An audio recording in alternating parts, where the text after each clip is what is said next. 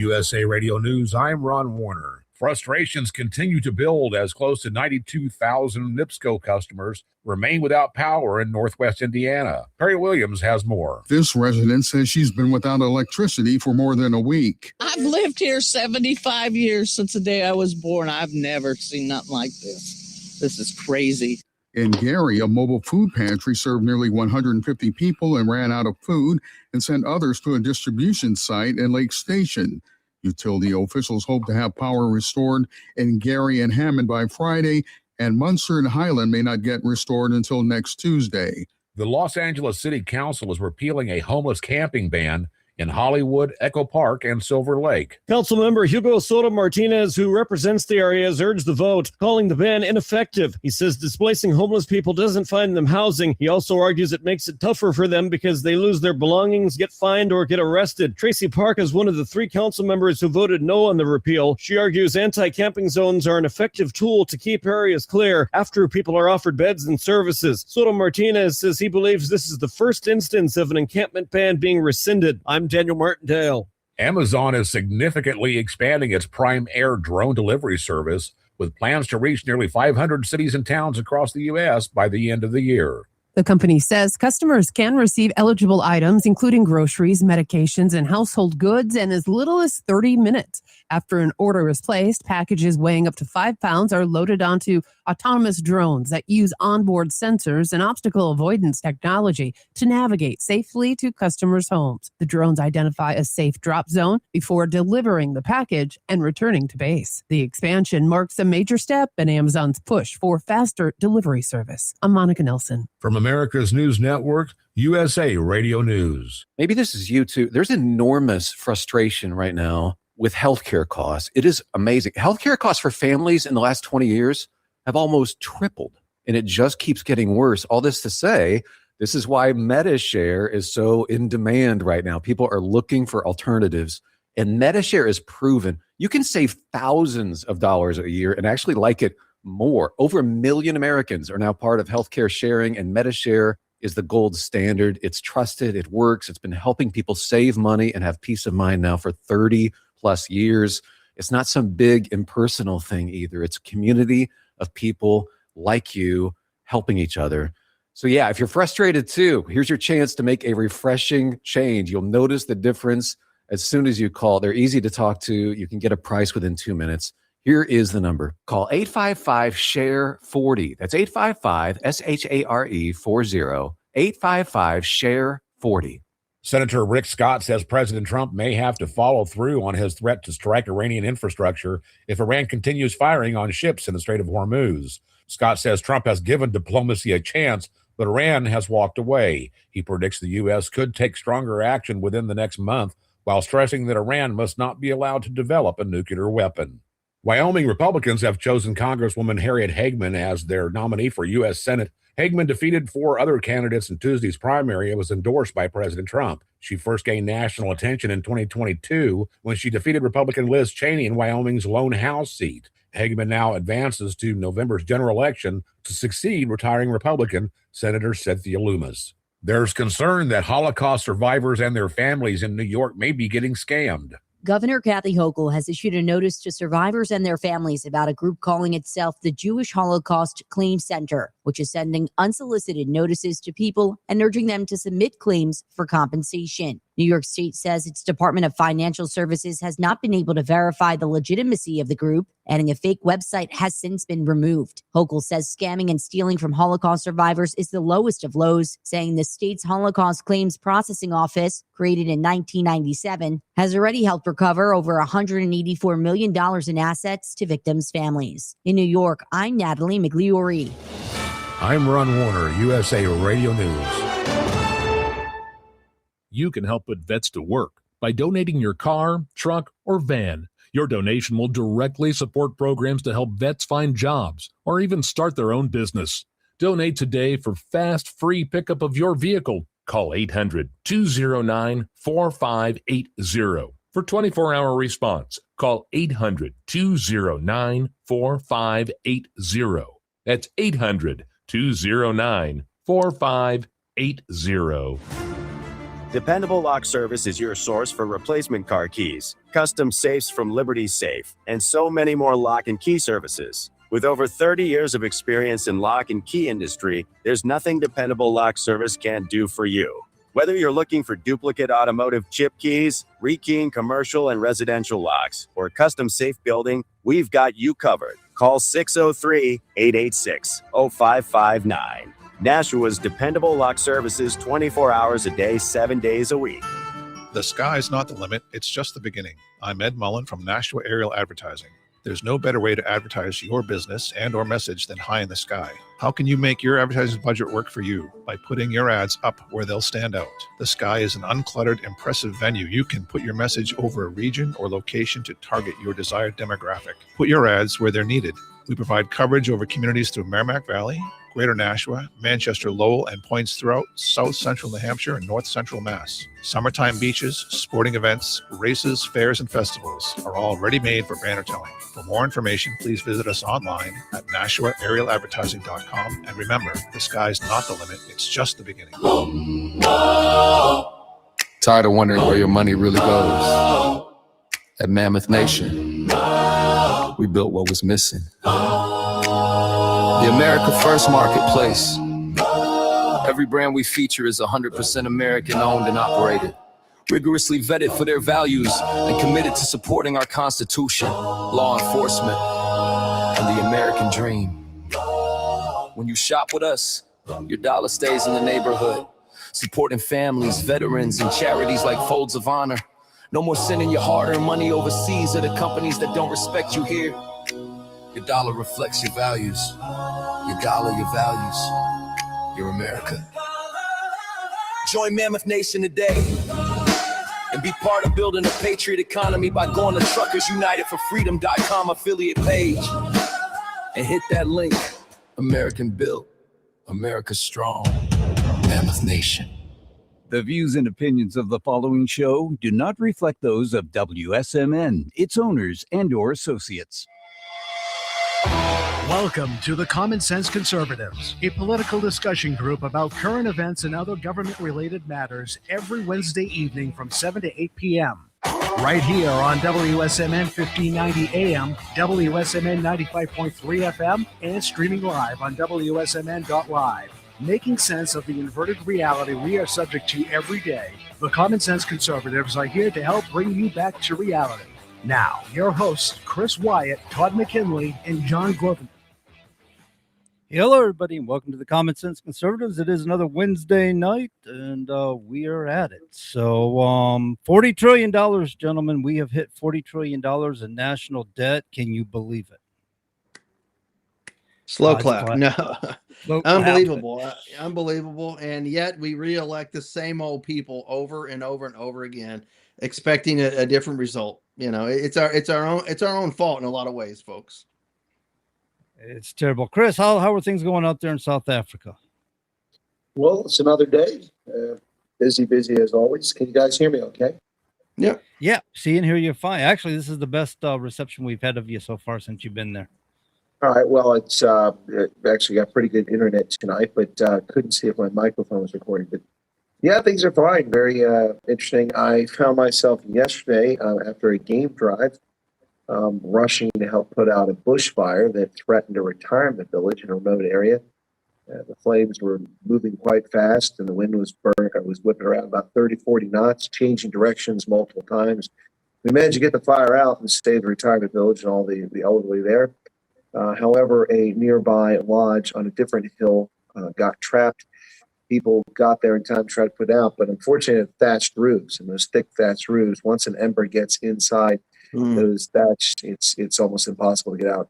And unfortunately, both of those buildings were completely lost. But there were no loss of life, no injuries, and there was heroic efforts on the part of people fighting the fire, Black and white South Africans, and I jumped in and was part of it. Been a long time since I'd fought a bushfire, but those skills come right back to you. Other than that, it's been pretty interesting. I mean, that's I'd say that was pretty interesting in and of itself. But it's been a fascinating journey thus far. South Africans are pretty amazing people, and it's great to see their resilience. We have got another hat for you to wear, huh? We got to get you a fireman's hat from around here Right. somewhere. What the heck? You just jump right on in and start putting out fires. Good on you, man. Well, I did intend to volunteer to be a volunteer fireman. It's a problem we have in America.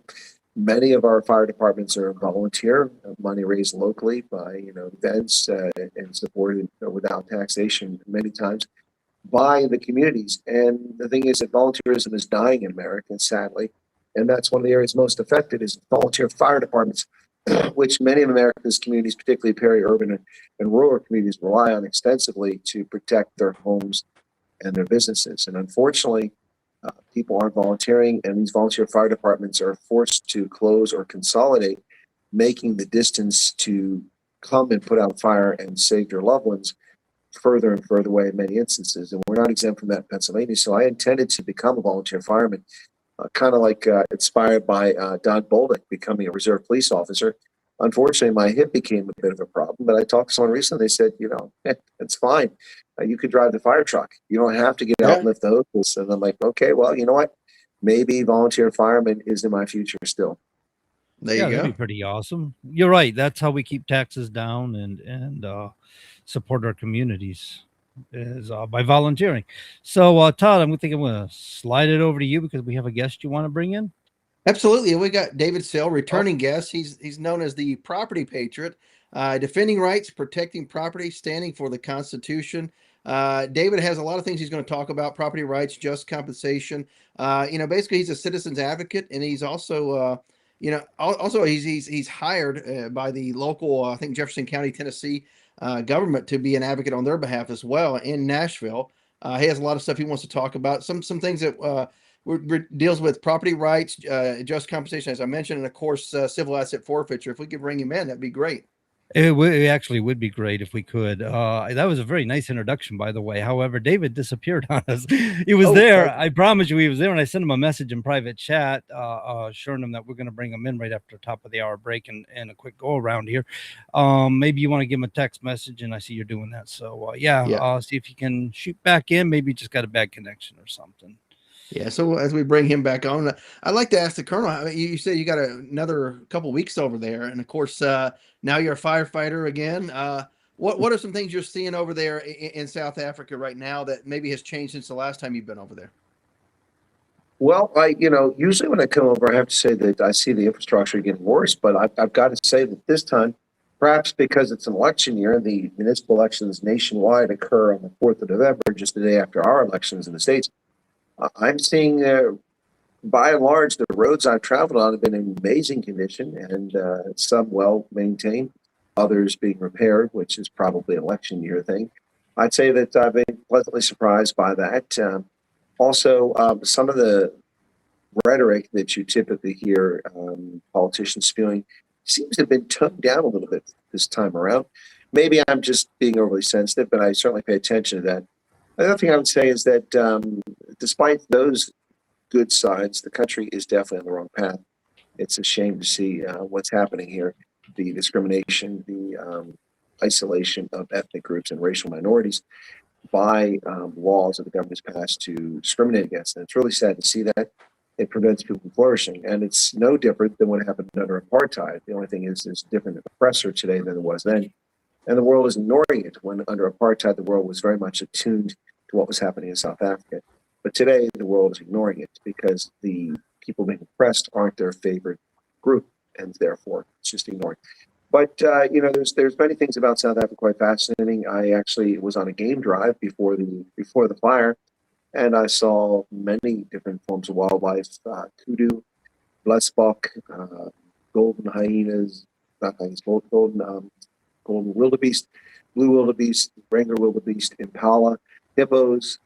It was buffalo, Cape buffalo, quite a number of species, and it was fascinating to see. South Africa is an amazing place. People should come if they get a chance to visit and spend a little bit of money here and enjoy themselves. But it's a place that has a lot of challenges, and hopefully those challenges will get ironed out in the future. But I don't hold my breath because politicians run the show just like they do elsewhere, and politicians are not always responsive to the wants, needs, and desires of those who need their lives to improve. And that's a big problem here. Poverty is widespread, it's much more widespread than it was even under the National Party, which was the architect of the apartheid era. The number of people living in poverty was just a third what it is today. Things have gotten demonstrably worse. And it's not because South Africa doesn't have resources. South Africa is blessed with massive mineral resources of all natures. It has a limited agricultural potential based on how much land is arable, but farmers have taken dry desert land, irrigated it, turned it into, arable soil. And therefore, its agricultural sector is important, its mineral sector is important. And once upon a time, it batted above its weight on the world stage, but South Africa is well below its weight on the world stage today. Perhaps that will change in the future, but I can't hold my breath on that one. I think John's got him backstage. Is that right, John? I got I'll try to add him in. I got a black screen. I don't know if it's going to work or not. If not, I put the number in the chat. There we go. There he is. There we go. David, hey, welcome to the show. We've already did a great introduction. Of course, the Colonel was giving us a rundown of South Africa and the current situation. But introduce yourself to everybody. Remind everybody who you are, and we'll jump right into the good interview here. Thanks, Todd. I'm David Seal. I'm a property rights activist located in East Tennessee, and my new podcast will be called the Property Patriot. So that's our.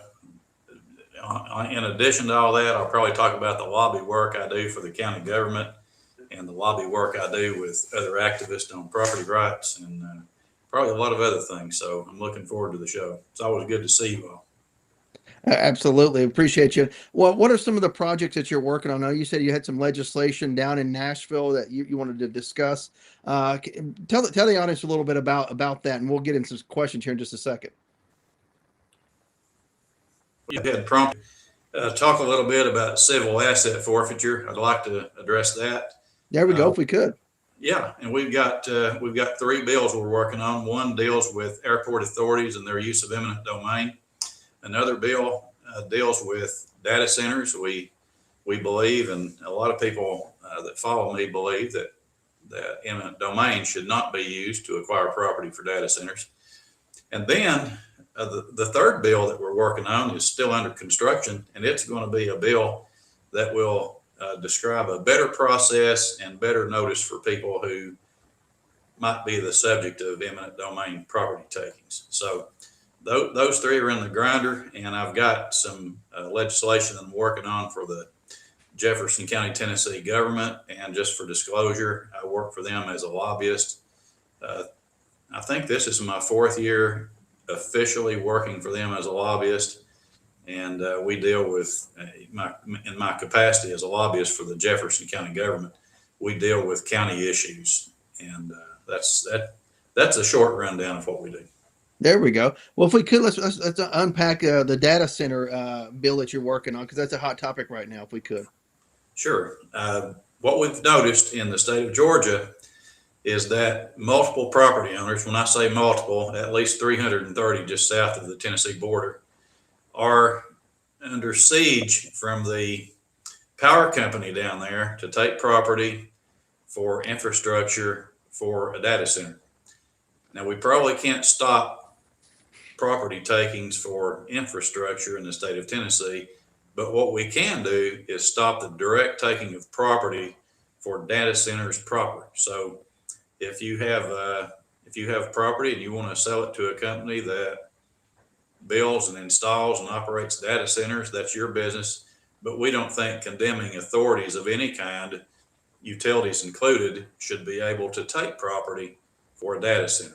And we know we have to have data centers because what we're doing right here on this program is routed through a data center, and our cell phones are routed through a data center, and our computers and our banking and everything else is routed through data centers. We're not trying to stop data centers. We're trying to create a situation where government and condemning authorities respect property rights. Yeah, absolutely. And I'll turn it over to the Colonel for some questions if he has any, because I know he's going to drop off after the hour there. Go ahead, Colonel. Well, I'm a bit tired. I might not make it for the full hour. Yeah, because it is, of course, about 1:21 in the morning here, this side of the world. So, David, you talk about eminent domain and protecting people's rights. This is a big concern here in South Africa, where the government recently, last year, passed legislation authorizing the national, the provincial, and the local municipal governments to expropriate property without compensation, and they don't have to give any justification whatsoever. Now, it's about property. That's an important distinction. I think a lot of South Africans still struggling with that. It's not land, although land is the excuse used for it, restitution of land, but that has been dealt with in the past. And so this law, in my view, is morally bankrupt. It will allow local officials to take your property, your business, your cars, your Krugerrands, your bank accounts, your retirement accounts, your apartments, your homes, or your land without any justification whatsoever. This is a very scary thing. Now, in America, even we've had abuse of eminent domain. I saw in Connecticut years ago where entire neighborhoods were wiped out so that casinos could be built, claiming it was in the public interest. You know, I mean, most of us think of eminent domain as a justifiable means on occasion to build infrastructure like reservoirs behind dams or railroads across the country. But when people are evicted from their home that they've been in their family for 150 years, historic home, because someone wants to build a business park, casino, it's not really in the public interest. And it's quite frightening what authorities can do. And the power now given to officials in South Africa is frightening. In the U.S., we've also had abuses of eminent domain, have we not? Yeah, in fact, since you brought up the state of Connecticut, I'll mention something that happened in Connecticut in 2004. There was a case in the Supreme Court called Kelo versus New London, Connecticut. And the holding in that case was that you don't have to take property just for public use. If you're a condemning authority, you can actually take property for private economic development. And that is the standard in the United States, except for states that have added protection. And Tennessee is one of the states that have added protection so that you can't just take property for any purpose whatsoever. What we have in Tennessee is a law that says basically you can take property for public use, being defined as something that is non-private and not for private gain or use, with 5 exceptions. And those exceptions kind of remind me of what you were talking about in South Africa. The exceptions that we make for that for private use are utilities, rail, things that are incidental to public use, housing authorities, and transportation. Those are the main ones that we make exceptions for. And obviously, if we didn't have eminent domain, we couldn't have roads.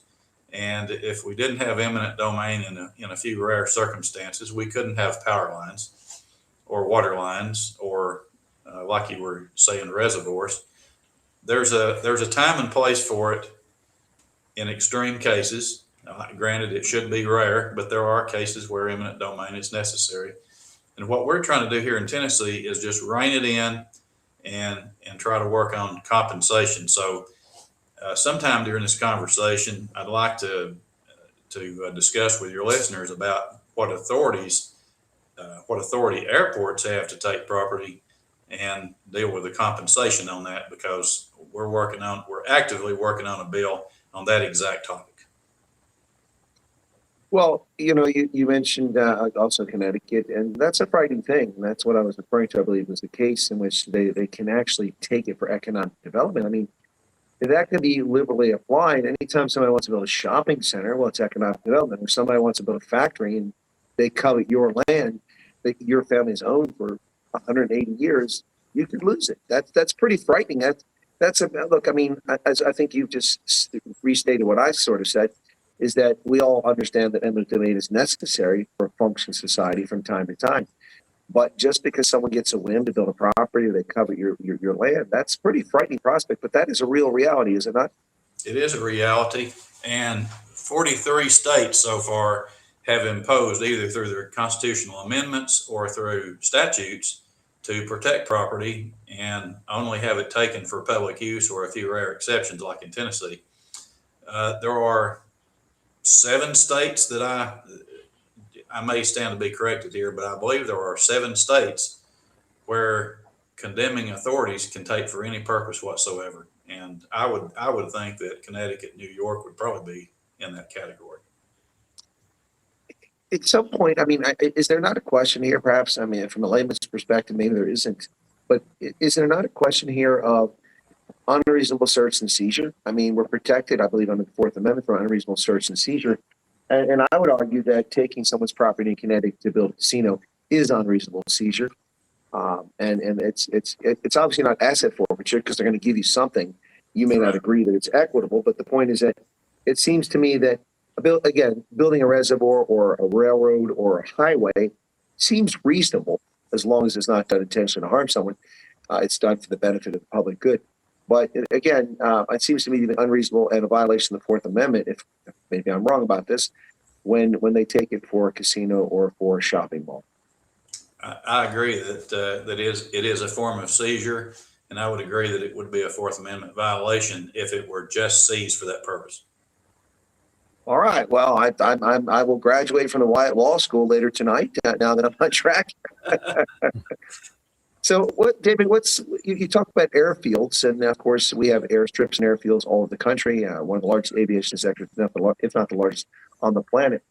Is this a major issue for land being taken for airfields? Is that something you want to discuss?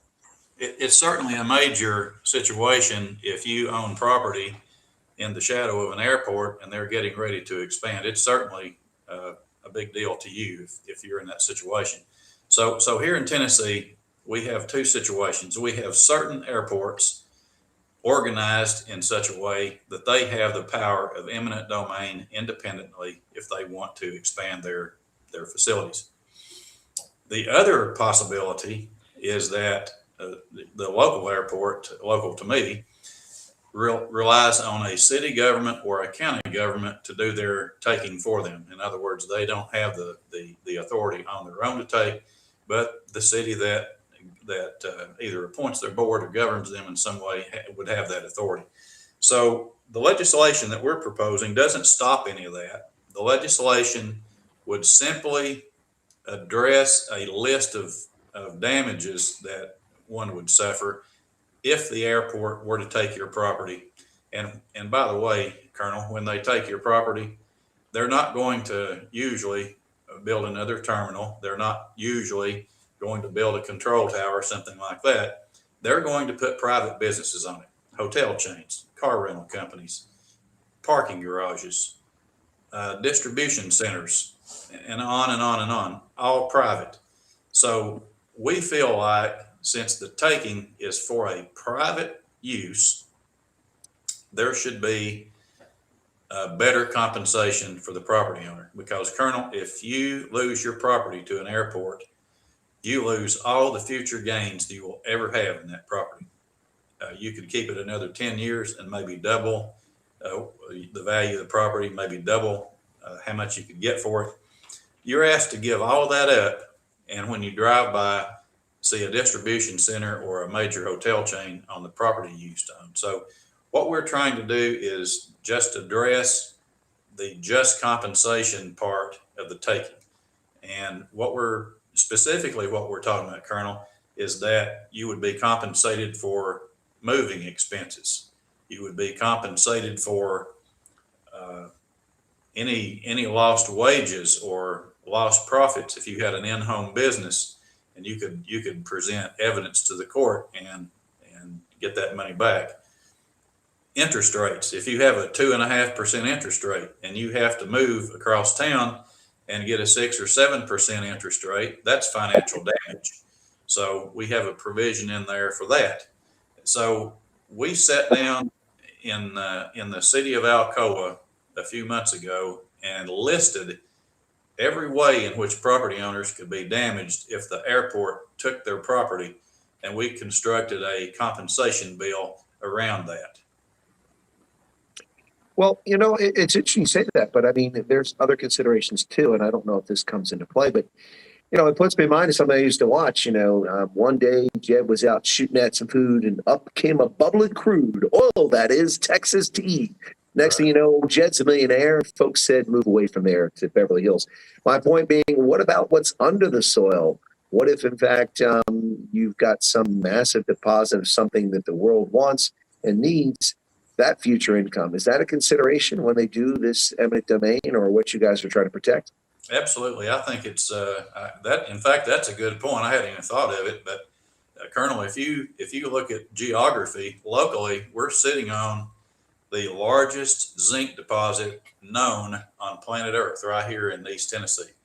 And specifically, that zinc deposit is probably under me in the city of Jefferson City and the town of Newmarket and Strawberry Plains. All of these places have the purest known zinc in the world. So theoretically, if you're next to an airport and you own your underground mineral rights, you're going to lose that when you lose your property.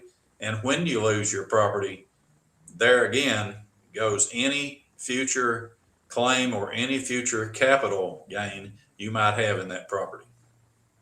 Well, exactly. That's what I'm getting at. You know, here in South Africa, they have this bizarre concept that the property owners don't own what's under the soil, only what appears above ground, which to me is just an alien concept. In America, normally you own everything, what's on, over, or under it, unless your mineral rights have been retained by a previous owner or you sell them off to someone. And so that's a very frightening prospect. And I didn't even think about zinc. I was thinking of coal, because coal is also, coal is big in Appalachia and West Virginia, Southeast Ohio, Western Pennsylvania. These are major deposits, and it also runs down your direction. That's what I was thinking of. But I mean, it's there has to be a consideration. If you're going to come take my land and use it for an airfield or whatever purpose you want to, what about those $8 billion of recoverable minerals that are sitting under my 3,000 acres? I want compensation for that, not just the value of land. Right. I agree with that 100%. There comes a time when you're writing legislation, sometimes you can get major things like that through, and sometimes you can't. We ran this bill last year and had a provision in it so that the property owner would need to be compensated at 150% of appraisal, and we lost the bill in committee over that. And we've made some adjustments this year, and we're going to bring the bill back with new sponsors, and we'll see how it goes. You mentioned losing that bill. Is there, generally speaking, opposition from politicians about protecting rights like this, or are there vested interests usually that come into play, and maybe somebody's hoping to gain something from allowing eminent domain to remain and not protect property owners? Well, keep in mind, Colonel, that all we were doing was running a compensation bill, not a you can't take it by eminent domain bill. And at one time, I met in one of the senator's office who sponsored with all 5 airport CEOs in the state of Tennessee. And when I got to committee, the governor of Tennessee, through the Department of Economic and Community Development, sent a taxpayer-funded lobbyist liaison to testify against me. So we not only had the airport authorities against us, we had the governor's staff through the Department of Economic and Community Development saying that if our bill were to pass, it would drive the airline prices up, and they testified to that. And my argument to that is, number one, it wouldn't do that, but if it did do that, it would be justified because the property owners are going to lose enormously. If you had another 15 cents for an airline ticket, it would certainly be worth it. Well, I would say that the federal government interfering in the merger of Spirit and JetBlue did more to raise airline ticket prices than someone not taking my farm to build an airport. I mean, the federal government's interference in the aviation sector has a far bigger impact on the price of tickets than it does that situation. That'd be my argument. Colonel, I'm writing this down. That's a really good argument. Yeah, no, I mean, look, they prevented, and now Spirit has gone bankrupt because they couldn't sustain themselves, whereas JetBlue is a very healthy airline that was going to incorporate the routes, for the most part, didn't overlap, and it would have made JetBlue Spirit merger a much stronger airline. But instead, now we've got 1,000 people jobless, and we've got politicians who claim they protect the consumer, and all they've done is screw us. Once upon a time when Herb Kelleher founded Southwest Airlines, and in the interest of full disclosure, I've been a Southwest Airlines shareholder for over 30 years. When he founded the airline, because I believe in Herb Kelleher, he's long since retired. When he founded, it was a low-cost airline. It took care of Americans, didn't have assigned seats. You never paid for bags. Now it's America's largest airline, and the prices are just as outrageous as United. In fact, American Airlines actually has cheaper tickets sometimes than Southwest does, and now they charge for bags. My point is that the government's intrusion into the aviation sector plays a far bigger role in screwing us out of it. Not to mention that, David, if you look at your ticket, most people don't look closely at the ticket. A lot of times there's more in taxes and airport fees than the actual amount of money that goes to the airline. It's pretty frightening. You're working in a sector in which we're trying to constrain government in its role in one way or another. And I think that's an important consideration. Do you take comfort in what you're doing from a standpoint of protecting Americans and ensuring that the constitutional rights are defended from an aggressive government? Absolutely. I thrive on it. I've got 2 grandkids. I want them to grow up in a nation like I grew up in, and I want their rights to be protected, and I want to promote constitutionality in every form of government, state, local, and federal. Absolutely. Well, I think that's something that a lot of people lose sight of, especially today with this bizarre love affair, particularly amongst those under the age of 35 who've obviously been too fat, too dumb, and too happy because they never struggled or suffered. They seem to think that democratic socialism is a great path and government control. I think that those of us, I think the 2 of us can call ourselves graybeards, looking at our beards, literally graybeards. But I think the graybeards need to stand strong and stand tall and point out the fallacy of government taking care of you and how it's important to constrain government and make sure that the people in government are servant leaders who meet our needs. We put them there for our collective needs, and they should be doing that. And that includes protecting property rights and not just frivolously taking advantage of things like eminent domain to defraud people of their property. Yeah, and it's a common conversation for us activists when we get together in Nashville to talk about the role that government plays in protecting us. And our laws in Tennessee on property are so loosey-goosey that they fail sometimes to protect us. And we feel like it is our job as activists to try to do everything we can while we're breathing on this earth to tighten those laws up and change it so that they actually protect people rather than protecting special interests. And as you know, special interests carry a lot of weight in government wherever they are. And a lot of times what we have to do is overcome that. And we work hard at it. Well, it's been a while since I think we last chatted with you. And of course, viewers come and go and listeners come and go. And I suspect we have some new listeners that may not have been with us last time. What is for you in the role that you play doing this been the biggest challenge historically? Is it getting attention? Is it raising funds? Is it achieving outcomes? What is the thing that really you, I don't want to say struggle with, because I'm sure you're very good at what you do, but what's the thing that's been the biggest challenge? Well, I'm gonna qualify my answer by saying we've already got 4 eminent domain bills passed, the largest of which dealt with housing authorities. We've got a bill passed last year authorizing school boards to have an opening prayer. That was my bill that I wrote. We've had homeschool sports bills. You name it. We've got a good track record of getting things passed. Challenging though is the biggest challenge is dealing with special interest, and I'll have to say, unfortunately, sometimes our own governor's staff is the ones that come in and cause the most trouble. For example, a few years ago, I was working on a bill with the late Senator Nicely to have our school superintendents elected rather than appointed. And of course, all the opposition came from government. There were no citizens, that objected to that. And one of the reasons that we've got some of the wokeism in our schools and some of our school systems is the fact that we have an unaccountable, unelected bureaucrat that runs schools in the state of Tennessee.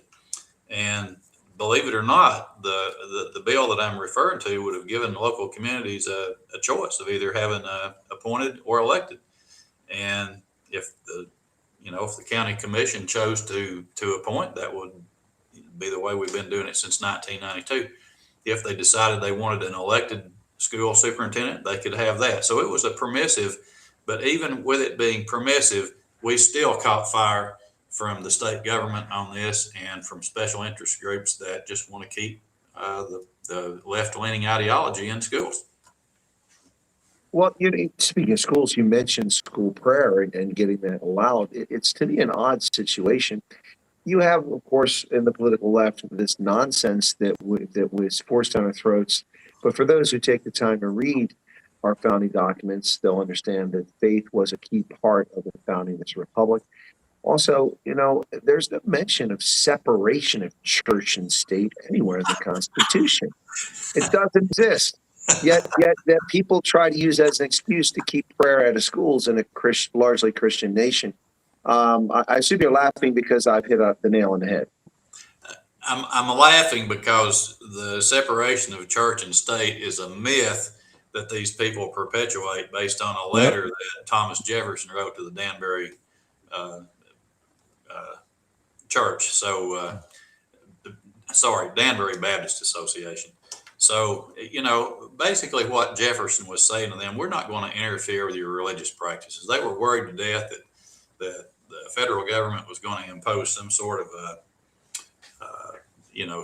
a state religion or that sort of thing. And Jefferson just wrote back to reassure them, we're going to build a wall of separation between, the church and the state, in a sense that we're not going to interfere with you.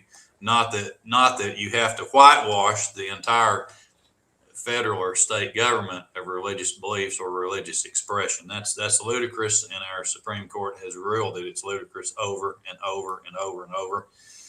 And I can probably name 9 cases where they've done that. Well, they continue. The left continues. I mean, that's the sort of nonsense that was taught to me in school, is the separation of church and state. But when I read these documents, I see no such thing whatsoever. Of course, it came about, as you said, in a letter that Jefferson said to reassure people they could practice their faith without interference from the government. Right. Yet we have, in God we trust, on our currency. We have faith throughout our government, and we have to fight to practice our faith because of these secularists, these leftist, hedonist, satanic lunatics. I hope I'm laying it on heavy enough, because I think I'm describing them. Their objection to God, Christians, Muslims, Jews all believe in a deity. What is their problem with that? It's you don't have to answer that question. It's just kind of it's a rhetorical question.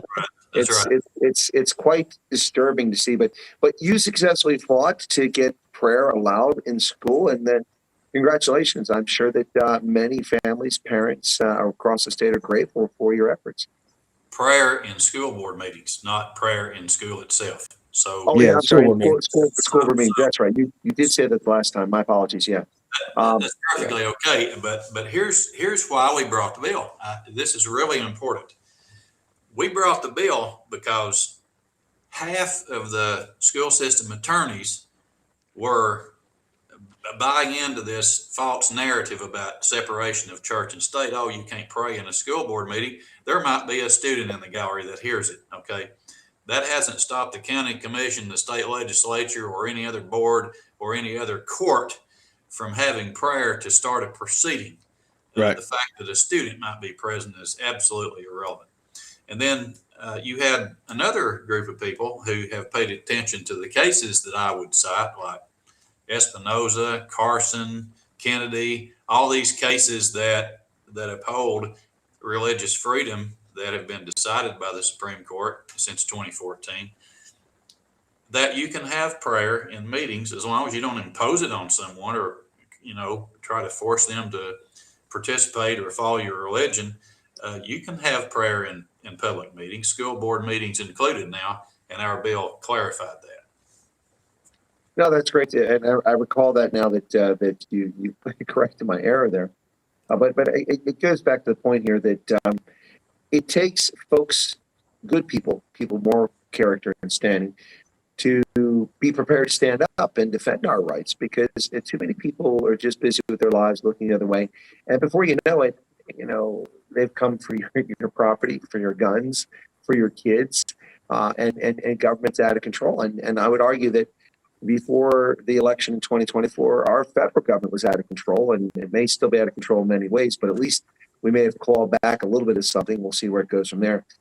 Do you ever feel that we've gotten very far away from the concept of what the Founding Fathers meant for the Constitution here in the 21st century?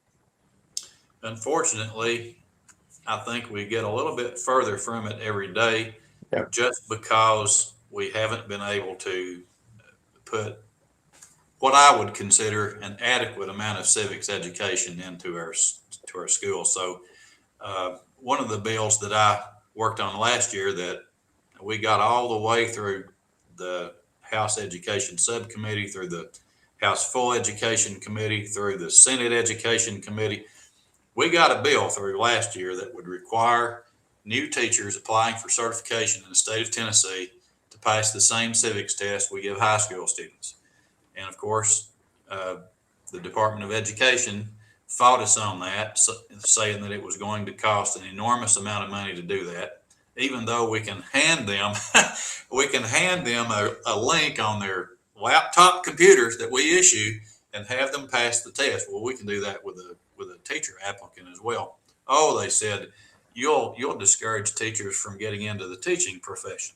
So we're going to try it again this year, and we're going to restructure it so that it doesn't have the same fiscal note that it had last year. We're going to try to get the bill all the way to the floor in the House and Senate. All in the world it will do is just require teachers to pass a civics test as a condition of certification. Right, and you don't even put a number on it. You just say pass, period. That's it. You don't say you must get 100 or whatever. Yeah. No, there was a number on. We had put 70%. Okay. Well, that's basic across the board. I think 70% passing rate. That's right, and that's I think now in school 60% is passing. In some place, yeah, you're right. Yep, that is true. Right, but we put 70% on it, and 70 out of 100 questions is what it specified. But I submit this to you, Todd, as a school board member. If you had a teacher applicant who was able to take this test multiple times and had an open book study guide and they couldn't pass the test, do they really belong in the classroom? Yeah, that's a major problem right there. If you were scrutinizing every answer and say, you must get 100, or something like that, that would be a bit much because people miss stuff, people forget things. I understand that, but a 70 is reasonable in my book. Right, and just for disclosure here, I was a public school teacher for 32 years. Right. And Yep. I taught a technical subject and career and technical education, and it was nothing unusual for students to come to me and want to have discussions about civics and government and this sort of thing. And I said, well, you need to have that discussion with your history teacher or your civics teacher or your social studies teacher. And they said, we're just not covering it. And I believe it. They just right. And you did a lot with the Medal of Honor Society, if I remember correctly as well, right? 2014, one of the proudest moments of my life to get certified in the Medal of Honor Character Development Program. Absolutely. Well, I would argue, gentlemen, that I don't want anyone teaching in a public school that doesn't understand there's three branches of government, what the role of the federal, state, and local government is, and understand that things like the Electoral College and why it exists and why states have primacy, at least they're supposed to under the Constitution, and that's why the state legislatures elected the senators, because that was the body that represented states, and understands these things, particularly after 2000 and the hanging chads and the old Al Gore won the election because he had more votes nonsense. There needs to be, even if you're a biology teacher and a music teacher or, the typing teacher in school, you need to have a basic understanding of how our system works. You are a representative as a teacher of that system. And when a child comes to you and asks you a basic question about how our country is supposed to work, you should be articulate enough to explain that to them and not have to be the political science or the social studies teacher. That would be my argument. I would think just like those who get a liberal arts education have certain requirements to have all these basic fields of knowledge, I would think that any teacher should have the obligation and responsibility to at least understand the basics of our system from a civic standpoint. That'd be my position. I'm going to guess you agree with me. I would like to tell you a story about the handing out of constitutions at Jefferson County High School, if you could give me 2 minutes to do that. Go ahead. Students are under strict rules not to be in the wrong part of the building at the wrong time. It's something that we do just as a safety precaution. So if you're supposed to be in your biology class over in the biology wing, or your English class, you're certainly not supposed to be in a shop area or in an athletic area or somewhere else. So I came back from lunch one day and the kid is in the hallway. He's the only one, and this is a hallway that's 200 feet long. And he's looking around like he's almost like he's about to do a drug deal, and he's trying to hide from everybody. And I walk up to my classroom door. I put the key in. This kid says, he whispers, "Are you the teacher that hands out constitutions?" And I said, "Yeah, I've got it set up on my computer. I can either print it out or I can give you a little booklet from the 917 Society, one of the two. Got some here from Hillsdale College too." He said, "Well, just print me one out so I can 3-hole punch it and put it in the back of my binder." So Wow. I printed it out, and he said, "I'm really in the wrong part of the building." He said, I'm going to get in trouble." And I said, "Hey, no problem. I'll write you a note back to class. You tell him we had a conference or something." So I got him back to class. But right before he left, he said to me, he said, "Mr. Seal, I can't talk to my history teacher about this." And I said, "You should talk to your history teacher about it because it's important." I said, "One of the things that you need to learn before you leave this building is that the Constitution is what chains government down." I said, "That's my most, I think that's an extremely important thing to teach students. The Constitution being a document that limits government." So he and I had this short conversation before he went back. I said, "Good luck. I wish now I had gotten the student's name. If I had gotten the student's name, I'd look him up right now on social media and I'd go talk to him and see how he turned out." But that's one of the things that has stuck in my head for so long, that he could not talk to his teacher about the Constitution. Wow. That's sad. That is just messed up. I mean, particularly the history teacher. Something wrong with that picture. I'm going to guess that was probably a wokester, but not the kid, but the teacher. It's pretty sad. Todd, I've monopolized a lot of the hour here since I won't be around the second hour. So I'm sure you want to get a question or two in yourself. Well, actually, I want to turn it over to John. He has a few questions, I'm sure, but I do want to get a comment on your quote here. It says, "Property is not just a right, it's the foundation of freedom." If you could comment on that real quick, and then John will jump in with some questions. Yeah, when we formed this country, Todd, what we decided was that we were going to create a system so that people could gain wealth. And if we hadn't done that, we would have never landed on the moon. We would have never made the advancements in medicine that we've made. Right. Property rights and property in general are the foundation for a capitalist society. And that's one of the things that we need to protect. Right. And I know property was going to be one of the inalienable rights before it was changed to pursuit of happiness, if I'm not wrong on that one. That may be the case. I don't know the history that well. Yeah, John, go ahead if you don't mind. Actually, I was thinking earlier, David, while we were talking about property rights, is under an eminent domain. I hear a lot of people state that they're not getting fair market value, and that is part of the U.S. Constitution, Article 5, if I'm not mistaken. So, do you see this going on in Tennessee? Yes, Fifth Amendment says you can only take it for public use, and when you do, you have to give the property owner just compensation. And just compensation is something that our courts have been arguing about since the Fifth Amendment was written. And it is basically up to the states, if it's a state taking or a local taking, to decide what just compensation is. And in the state of Tennessee right now, if property is taken, it is based on fair market value. And what that leaves out is some of the stuff that I was talking about earlier.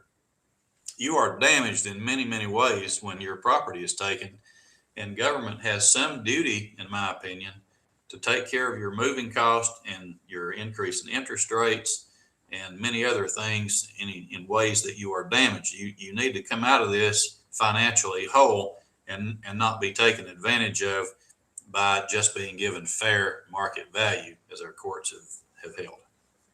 Oh, all right. So we were talking earlier about what lies underground. And to my understanding, there can be property ownership on the surface, but property ownership underneath the surface. And in fact, if you don't own the property underneath the surface of your land, that those that do may actually, you may be forced to allow them access to your property to dig it up to access the assets underground. Do you see that happening in Tennessee?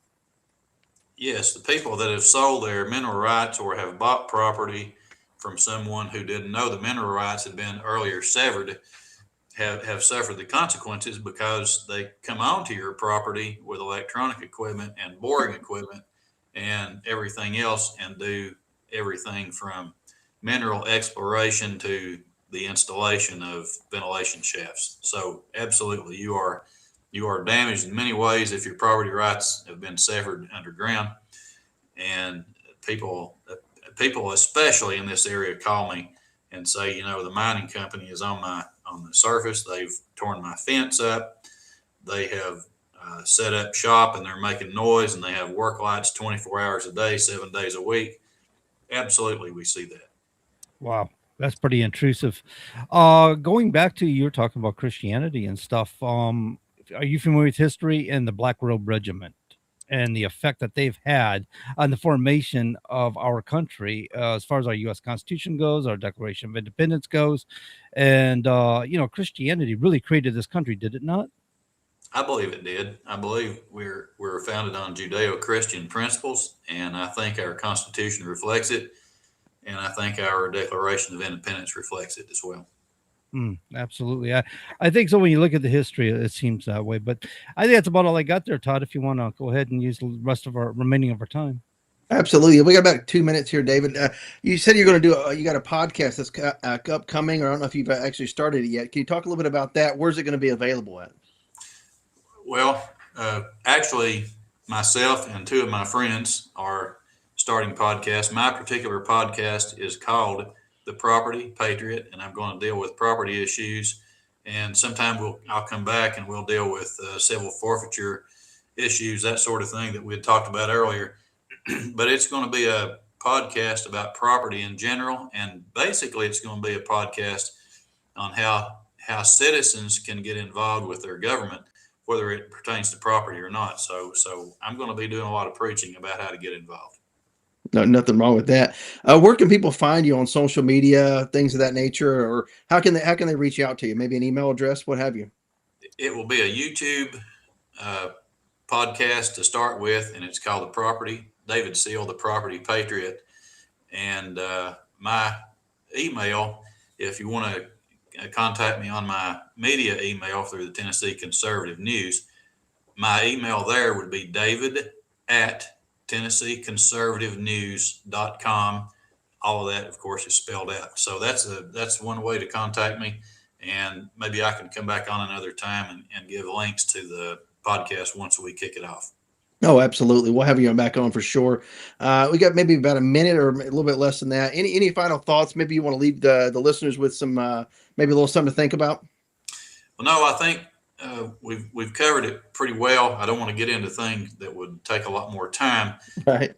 But I would like to come back and hit a few things later on, but mainly pay attention to what your local and state government's doing. And if you don't understand it, talk to somebody who does and get involved with it. Yeah, that's what I say all the time. We really appreciate you, David, for being here. You have an open invitation anytime you want to talk about something, any new information, what have you. When you launch the podcast, come back on. We'll promote that as well for sure. We love people like you for sure, David. But I think, am I hearing the music there, John? You are. Yeah, David, reach out. If we're not reaching out to you, reach out to us, brother, because we'd like to hear more from you. Ladies and gentlemen, we're going to do a top of the hour break and come back and talk a little bit more. At least Todd and I will. Just stay tuned, stay there, and hang tight.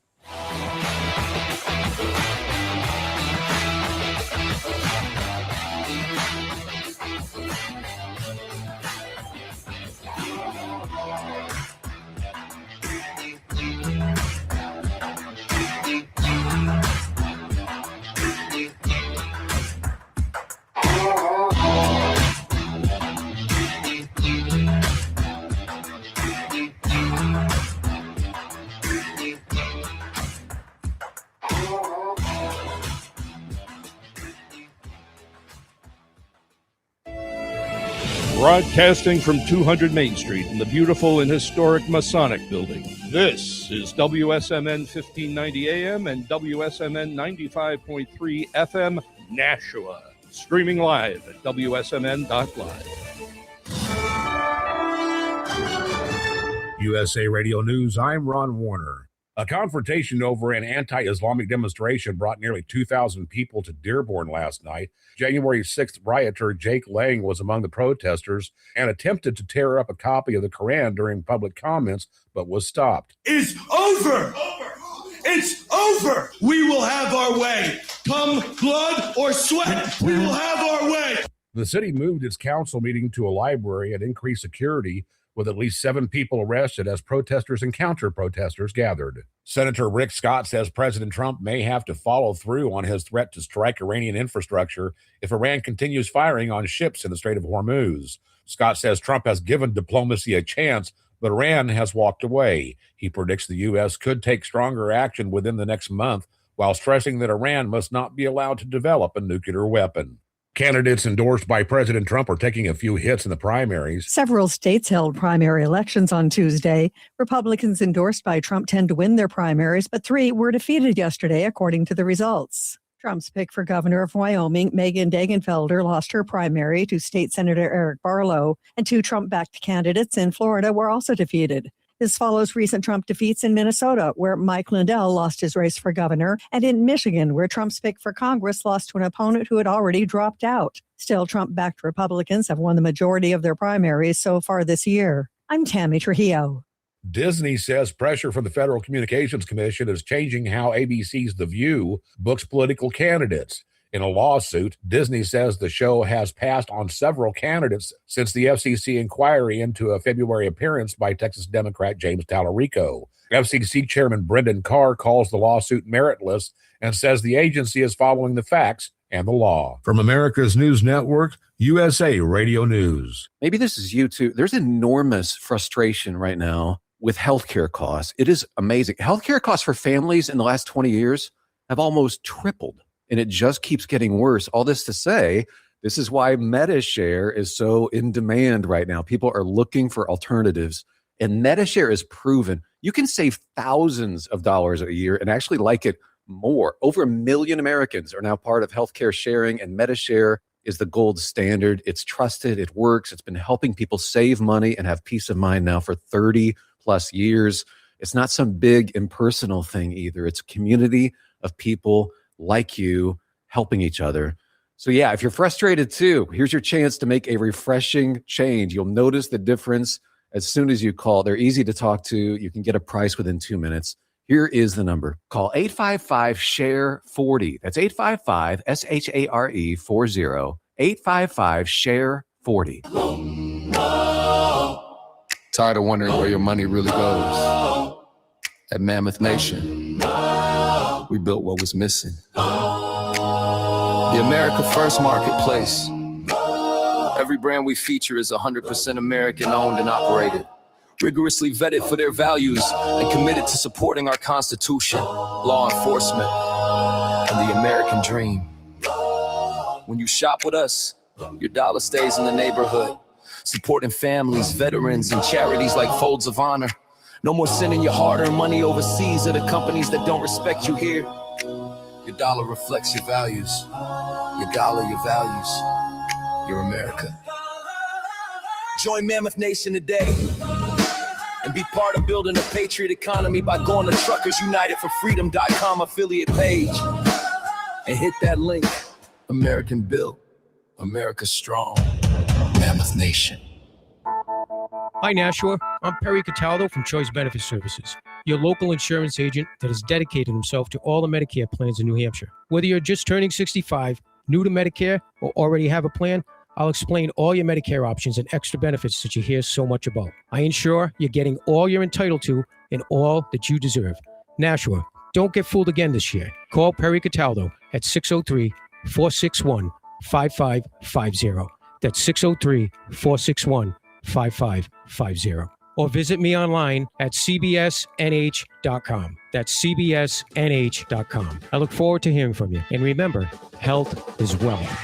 Continuing the legacy started in 1904, Roger Pellerin of Gate City Monument Incorporated continues to provide the same high-quality monument, custom headstone, and stoneworking craftsmanship today that they built their reputation on over 100 years ago, servicing Nashua, New Hampshire, as well as nearby areas in Massachusetts, such as Lowell, Billerica, Chelmsford, and beyond. From creating custom monuments to memorialize, to landscaping and granite work or restorative services, each job is done to your satisfaction and is backed by decades of experience and integrity. If you're thinking about stonework, think Roger Pellerin of Gate City Monument. Visit online at gatecitymonument.com. Stop by and meet Roger at 321 West Hollis Street in Nashua, or call 603-883-7141. That's 603-883-7141. Gate City Monument, memorials of distinction for people who care. All right, ladies and gentlemen, if you're just now tuning in, you're listening to the Common Sense Conservatives right here, WSMN. 1590 on your AM dial, 95.3 on your FM dial. Todd, we have reached $40 trillion in debt. I mean, isn't that incredible? It's sad, it's pathetic, and you know what? We Americans, by and large, the people who have voted for the same old same, keeps voting the same old people back in, year out, decade after decade.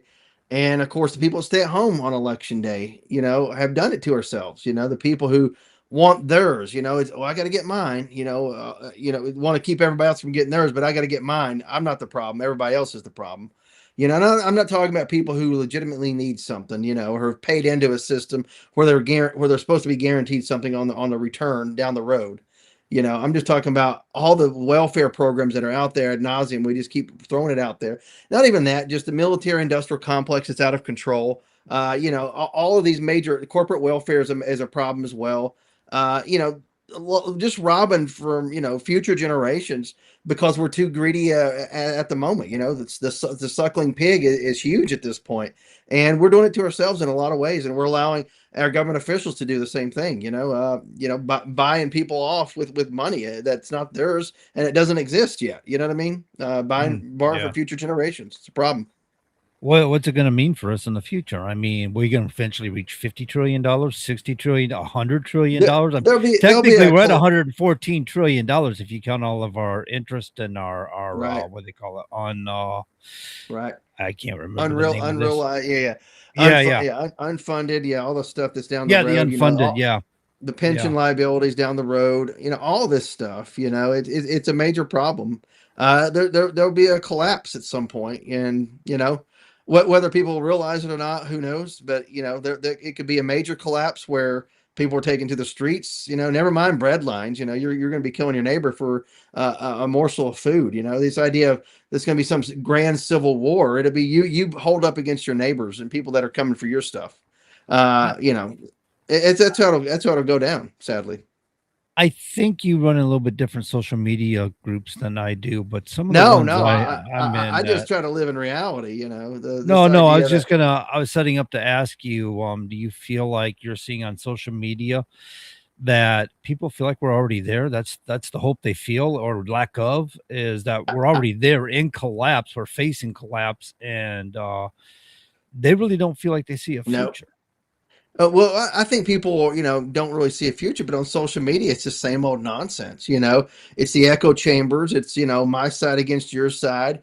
And this idea, Second Amendments in case our government becomes tyrannical. $40 trillion in debt's pretty tyrannical, for crying out loud. What they've wasted it on, what they fleeced us with, and what they've stolen from all of us. And we allow it to happen. I mean, it's pretty tyrannical, not calling for violence or anything like that. But here's the thing, a tyrannical government isn't them coming door to door, taking your stuff or this and that. It's basically allowing everything to collapse because after they've stolen everything that they possibly can, they're going to be held up somewhere. The billionaires, whatever, they'll be held up somewhere for as long as they can. And the rest of us will be fighting it out. I mean, that's pretty much it. And we've allowed our own individual sovereignty to be wasted because we don't vote. We don't participate in the process. We don't understand civics. We don't understand the basics of government. And we vote for people who promise us, pie in the sky nonsense. Or we elect people who talk about the patriotism, all this stuff, liberty and all that. But in the end, they're the ones on the take just the same. And we do nothing about it. It's a shame on us. essentially. We don't have the leadership we think we have. We don't have the leadership we think we're voting we have for. people that, talk about data centers, but they use social media and all this stuff, to do all these nice, wonderful videos that make you feel like they're in there fighting for you. But really, they're just trying to snow you into supporting them and whatever nonsense that they're trying to push down your throat. It's kind of funny because now we use that term data centers. We're Right. not server farms. Is that the term we always use? There's a server farm over there. There's a server farm over there. And that's what we're using, right? When we're using these cloud services and storage services. Yeah. and all these different Essentially, things. the data centers are not only just server farms, but you also got your AI stuff that goes in there as well. So you got AI computing and all that good stuff. That's sitting there learning and thinking and all that stuff. So it's always active and stuff. It's not just data storage anymore. So it's quite a bit more than that. Yeah. I was just saying we used to call them server farms, and now they're all of a sudden data centers is the new word for it. Right. And I think a lot of people, as our guest alluded to, a lot of people don't seem to understand what data centers really are because we associate them now with artificial intelligence. Well, what is funny, like David said, a 100% true patriot, true constitutionalist. He talked about, we understand there's going to be data centers. We need them for sure, because all the technology that we use, everything is tech. All the shopping that we do now, not necessarily all of it, but great majority of the shopping that we do. And of course, all the information that's out there, all the cat videos, all the nonsense that we put on social media, it's got to be put somewhere. So if not in your backyard, whose backyard is it going to go into? It's going to go somewhere.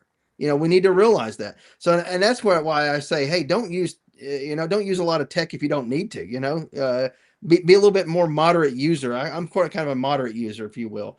I understand AI has a place, if you will, but it doesn't have to be used to make every stupid thing that we can think of under the sun, for crying out loud. That pushes the need for more of these data centers to go somewhere. Actually, AI is enhanced a lot with software developments and stuff. However, to your point, I understand. Like I downloaded a thing for voice mode and stuff like this. It does have AI in it, but you know what? It's local to my machine, not to a data center somewhere. You can take in Hugging Face and things like that. You can download your own local AI to run and operate. However, you do need a big enough computer to operate, depending on how many billions of parameters it's been trained on and things like that. But the more we use, of course, you're going to need more power. So you got to think about this. The current utility infrastructure is already strained as it is. It was built for stuff like in the pre 1990s for the most part. You know what I'm saying? So now all of a sudden we're well into the 2000s. Burden our infrastructure. People don't want to talk about nuclear, which is very safe, obviously, to use, to operate, very cheap. Of course, people, whenever they talk about nuclear waste, you don't want to put that anywhere. So now you talk about can't use nuclear. At what point we're going to have a crisis where you're going to have rolling blackouts that are going to go for days on end across the country. There's going to be a breaking point here. I think there's got to be a happy medium, and we all have to realize we have a role to play and be more responsible whenever we're talking about using all this tech that we have out there. Because the data centers are going to come one way or another, and you got to power them somehow. So when it comes to power, can I improvise by, say, if I were to use battery packs, you can use, like, say, semi-truck batteries with power inverters. Isn't it cheaper to charge those batteries and use power off those batteries with an inverter to operate your systems? Would you not be balancing the cost as much as, as opposed to running it directly into your wall outlet? That's an interesting thought, right? But Yeah, I'm sure there's a lot. Seems like there's things you can do. That's what solar Right. power does. You got this huge battery pack. Right. You're charging Yeah, off some at your solar home, panels if that you are will. tapping into your power box in your house. Right. It's especially if you have peak hours, you need that extra power. Boom, you got some battery right there. Power goes out, you got a little battery backup. But what's funny is people, whenever you see those commercials, it's like, oh, we have battery backup, and it's like they're running everything in the house off of batteries. It's like that's gonna run out pretty quickly. People, don't have everything on in the house. The essentials, medical equipment, things of that nature. Maybe a refrigerator or freezer. But not everything in the house needs to be on battery backup. Come on now. So we've got a lot of interesting questions come along. Holden wanted us to start discussing. I think maybe he was talking to somebody in chats, but discussing the petroleum reserve and how the United States is treating that like the Social Security fund as well. All right. Any thoughts on that? Here's the thing. Well, Biden, whenever he was in office, I'm not talking about. Let's go back and beat up on Biden here. But Biden released a lot of that to lower some of the energy costs, if you will. And the strategic reserves is there in case there's an invasion for military purposes. It's not to alleviate some temporary gas costs. And here's the thing: even if you released all of our reserves, it would only affect gas prices marginally, only for a short period of time anyway. And now all of a sudden you don't have a strategic reserves for any military force to be able to combat any invasion that we may be facing at the time. That's a problem. Yeah, I think there's a certain percentage, right? They have to maintain a certain amount that they can only tap into so much. Yeah. I don't know if it's 25%, 40%, or what it is, but I think they have to maintain a certain amount for purposes you described. Right. Absolutely. And of course that's not to, everybody thinks it's to, we have a lot of people who like to travel just to travel, just to get out on the road. And we do have a lot of gas guzzlers that are out there. For sure. We do. And everybody wants to go here and there, everywhere, under the sun. It's like at some point you got to take a little bit of that responsibility on yourself and realize maybe I don't need to make that extra trip today or this week. Preserve a little bit of that for future use, or etc. I don't know, a little bit of individual responsibility comes to mind. Yeah, I think that's why the left likes to jack up the prices, right? The higher the prices, the less you're going to travel, so you consume less. I think that's some of their logic. They associate that with global warming and all that nonsense. Yeah. If you buy into that nonsense, my thing is the price should be whatever the market says it is. The way I look at it, and there's a lot of things we can do to be able to bring those prices down. Anyway, but that's just my thought on that. And of course, make sure the Straits of Hormuz is open. And try to. People say, "Oh, it's only 20% that flows through there." It's like that's 20% is a lot, for crying out loud. I mean, think about this: if you lost 20%. If you lost 20% of your leg, would you be like, "Oh, I only lost 20% of my leg"? I mean, that's a big chunk of your leg, for crying out loud. I mean, that's a lot, regardless of where it goes in the world. Regardless of where it goes what a lot of people don't realize, to my understanding, some of them Gulf states have pipelines, and they're really utilizing those pipelines right now. But Trump is now saying he's clearing up the Strait of Hormuz, and things are going to open up there. That Iran's they're weakened so bad they can't control it anymore. Right. They can't stop the flow of ships anymore like they were doing. Oh, for sure. But here's the thing: Iran is desperate at this point, and a desperate person, even against a much bigger power like the U.S. I mean, we can control the airspace, the flow of goods through the Hormuz, the straits, whatever. But a desperate power can do a lot against even a bigger power if we're not careful. So right now, I think they're very desperate. And you think about this: even a tiny dog that's cornered, that's desperate can lunge and bite you and have an effect on you in a big way. Yeah. So we have to be very careful of that. I had a friend, or I know a guy, when we were doing trucking activist stuff, and this one gentleman was always saying, "We got to shut them down, guys. We just got to shut these down." That was his mantra, right? Shut them down. And one time we were on the phone talking. He says, "John, desperate times calls for desperate measures." I'm like, "Joe, people who take desperate measures make bad decisions." Right. And that's where they're at. They're going to start making bad decisions. Utilize bad decisions. If we're strategic about it, we'll be anticipating that, and they'll expose them. If your starting point is from a point of desperation, you're going to lose. I mean, in the long run, you're going to lose. You have to be rational. You have to go through different steps, through different phases before you get to desperation time. You know what I mean? Don't ever start out, in panic mode. And there's a lot of people that just panic from the word go, and they make bad decisions. It could be a life and death situation where you need to get a tourniquet on somebody.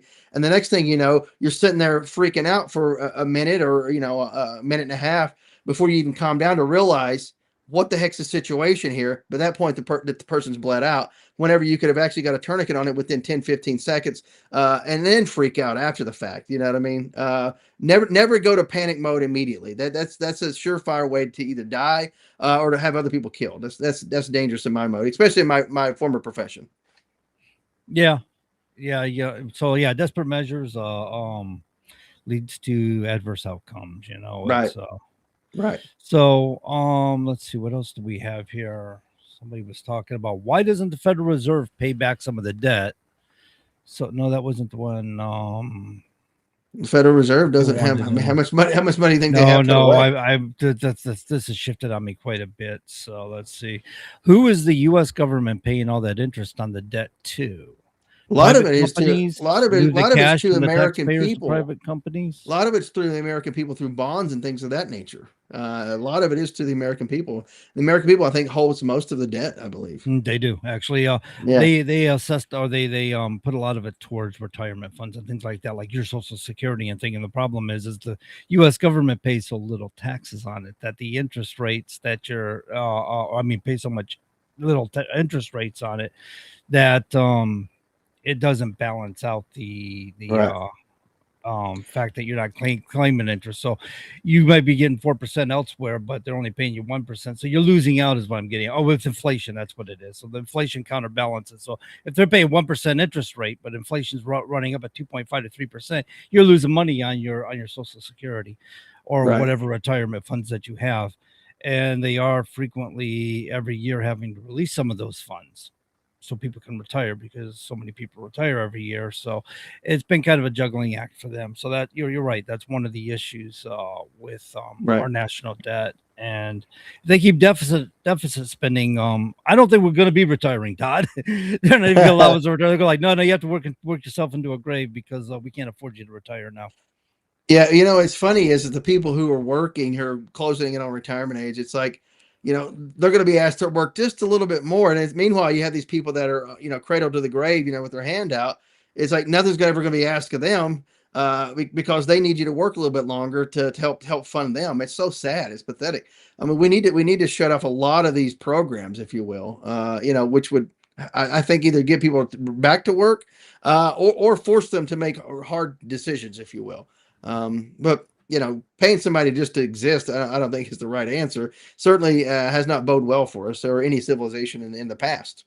Sadly, I think that's what it's going to come down to when the money's just not there anymore. You can't borrow it. You've got nowhere Right. to just keep deficit spending. Sooner or later, the spigot's going to get shut off. It's just going to naturally happen. And you're right. They're going to start cutting loose all the dead weight. So Right. it's something people should think about. And more importantly, with people talking about the losses of jobs with AI, and we're seeing some of that happen, like Amazon laying off people because they don't need so many office people now. You got AI answering phones, which is irritating, by the way, if any corporate entities are listening, and I doubt they are, but it's irritating to call for customer service and get an AI bot and have to scream at it until it finally gets you a human being, if there's one even available. It's probably just another bot pretending to be human. I don't know, because they sound awfully good like they are. So, but the point is it's going to compound if people are going to get displaced. So people really need to think about where they're going to be in the future right now, don't they? We really need to start doing some planning and reconsidering our opportunities or create some opportunities. Right. Well, speaking of where people may be in the future, California is about to lose a few more people. Prince Harry, or the former Prince, I don't know if he's a former prince. I guess he still is a prince. He hasn't lost the title. And Meghan Markle will be moving back to the UK with their children after 6 years in California, stating, quote, California wasn't what I thought it was going to be. So more people have just left California, ladies and gentlemen. And of course, he's heading back across the pond. We say good riddance, goodbye, out of Wiedersehen, tschüss. All the different goodbyes we can say, I guess. Didn't really need you here. Don't really need you there. I really don't care about the Royals. I mean, to me, from the historical standpoint, it's an interesting thing to read, to watch those videos, etc. But in the modern 21st century, do we really need Royals? I don't think so. I don't understand the infatuation of it. I guess I can understand the whole from a historical concept standpoint, it's about interesting. romanticizing the idea of being a princess. And they Yeah. did that with Princess Diana. That's where it really took off. They were marketing the royals on television and the lives of the Right. royals, kind of like that Robin Leach's Lifestyles of the Rich and Famous. It's Robin Leach, yes. yeah, put that right in everybody's face. That too bad you're poor and you're suffering, you're struggling to get by. But look how these guys really had it good. I don't need to see that crap. I got my own worries to worry about. I'm going to worry about my own worries, and if they're having a good life, get on them. I don't need to know, and I'm not going to sit there and walk at it, right? But they did that with the royals, with Princess Diana, and it seems. I mean, everybody followed them prior to that, I guess, but it really blew up in the 1980s, Right. with I mean, Diana, but it was like that love story romance thing. Everybody went gaga over. I didn't get it. The more we find out about this family, we're like, why would we put these people, and why were they on a pedestal for so long? They're dysfunctional basically white. I hate to say it, but they're kind of a dysfunctional white trash family. I mean, you think about it, they really are, with money and title. And go back, peel back layers of generations, with the exception of maybe Queen Elizabeth II, who seemed to be fairly committed to her duty, from what all I could tell from history and what people tell about her, even behind the scenes stuff for the most part. Was fairly committed to her duty. But you go back enough, man, it's in her uncle, for crying out loud, the abdication, all that. I mean, and enough of these royals through generations and generations, going back centuries, just really trashy people, for crying out loud. Well, I don't think all of them are, but yeah, not you all get of the them. No, for inside sure, dirt, for sure. and you get A lot it's of like them any are. family. I mean, we're all got a I agree. dysfunctionalism and- But it's now, but the thing of it is they've lost the mystery, and that's what you're driving at here. Is Right. in the old days, if you kept a little mystery, people kind of saw you in a certain light. And once they Right. start seeing all the little details about your life and find the flaws, all of a sudden you lost the mystery, and you're not held in such high regard. Right, and especially with the Epstein connections there, and then of course, all that sickness that that's just. I mean, come on now. Before I'm about to try to say some curse words, I'm going to avoid that. But yeah, just horrible people, man. In a lot of respects. I mean, I'm not saying all of them. You're right, but good riddance, Harry. We don't need you here. Harry, yeah, I think he was. Well, I don't know if I want to get into that. I don't want to start doing the whole storytelling and Right. stuff. I think the family wife. and start contributing. But yes, I always thought he was kind of tripped up as a kid. But then again, Yeah. is he really the bodyguard's son? Right. I mean, if you look at the pictures, it's like, man, that's very suspect, isn't it? I mean, look at him. Yeah, Very, one of those very dirty possible. little secrets that probably Harry even knew. And he's like, I'm not even really blood, man. Stinks to be me. Yeah. Well, he was raised quite well, But anyway, it is what it is. It is what it is. Let's see what else we got going on here. Obviously, we got better things to talk about. That somebody here says Ben Shapiro argues that war is a simple calculus of pain tolerance, stating that victory belongs to the side willing to endure more suffering. Know that Ben is right, but I think he's right on that point. I guess when it comes to warfare, that's what it comes down to, but it also comes down to financial ability. I mean, you may be able to suffer a great deal, but when you don't have any more missiles to fire back, like in the case of Iran, I don't know if I guess you lose your pain tolerance at that point in time, or you just don't have anything to send back. So you're like, well, I got nothing to fight with. I got to throw up my hands and surrender. Right. But also you got to think about from the standpoint of the U.S., I mean, over the decades and decades, we've spent a lot of munitions, if you will, and not really replaced them to the levels that we would need on a war footing. And we went in there without, prepping for war, and we just started firing a bunch of our reserve weapons, and it's like it takes time to build all that stuff up before you go to a war.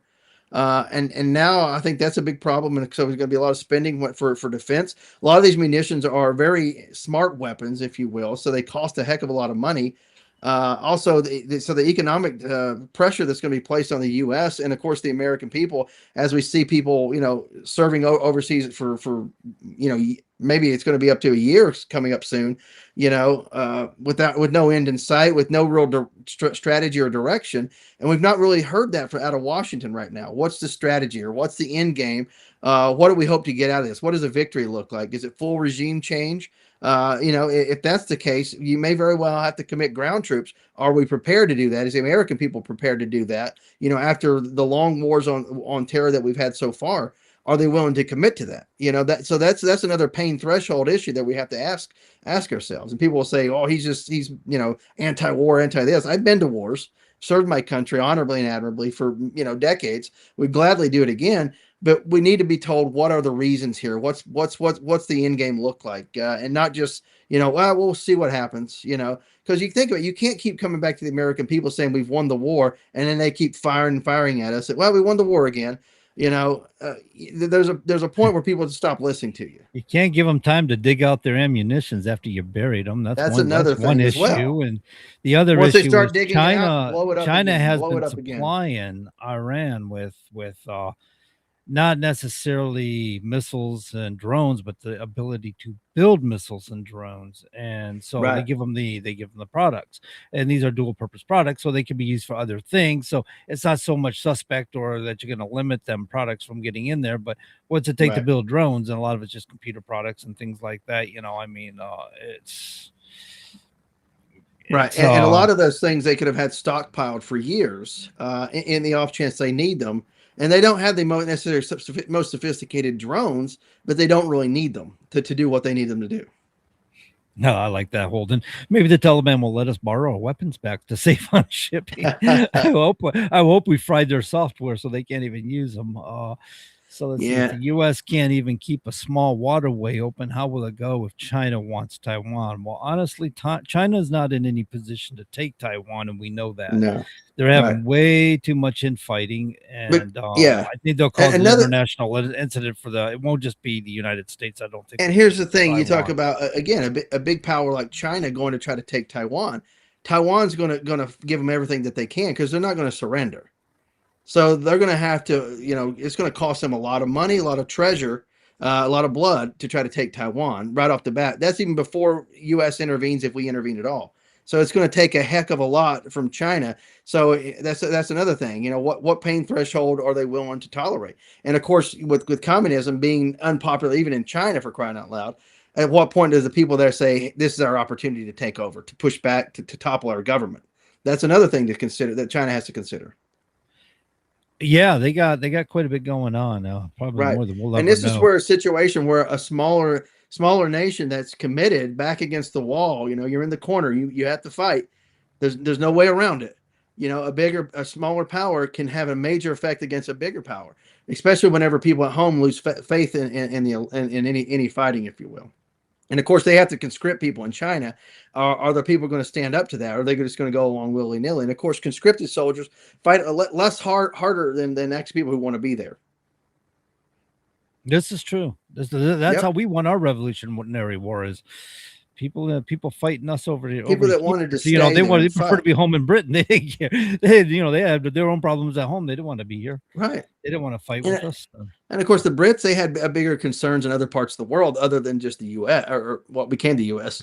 The colonies. The colonists, You got to think about this.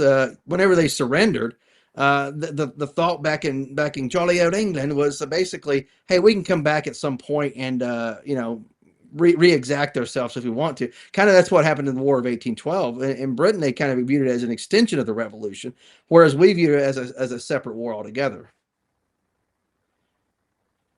Yeah, If that makes sense.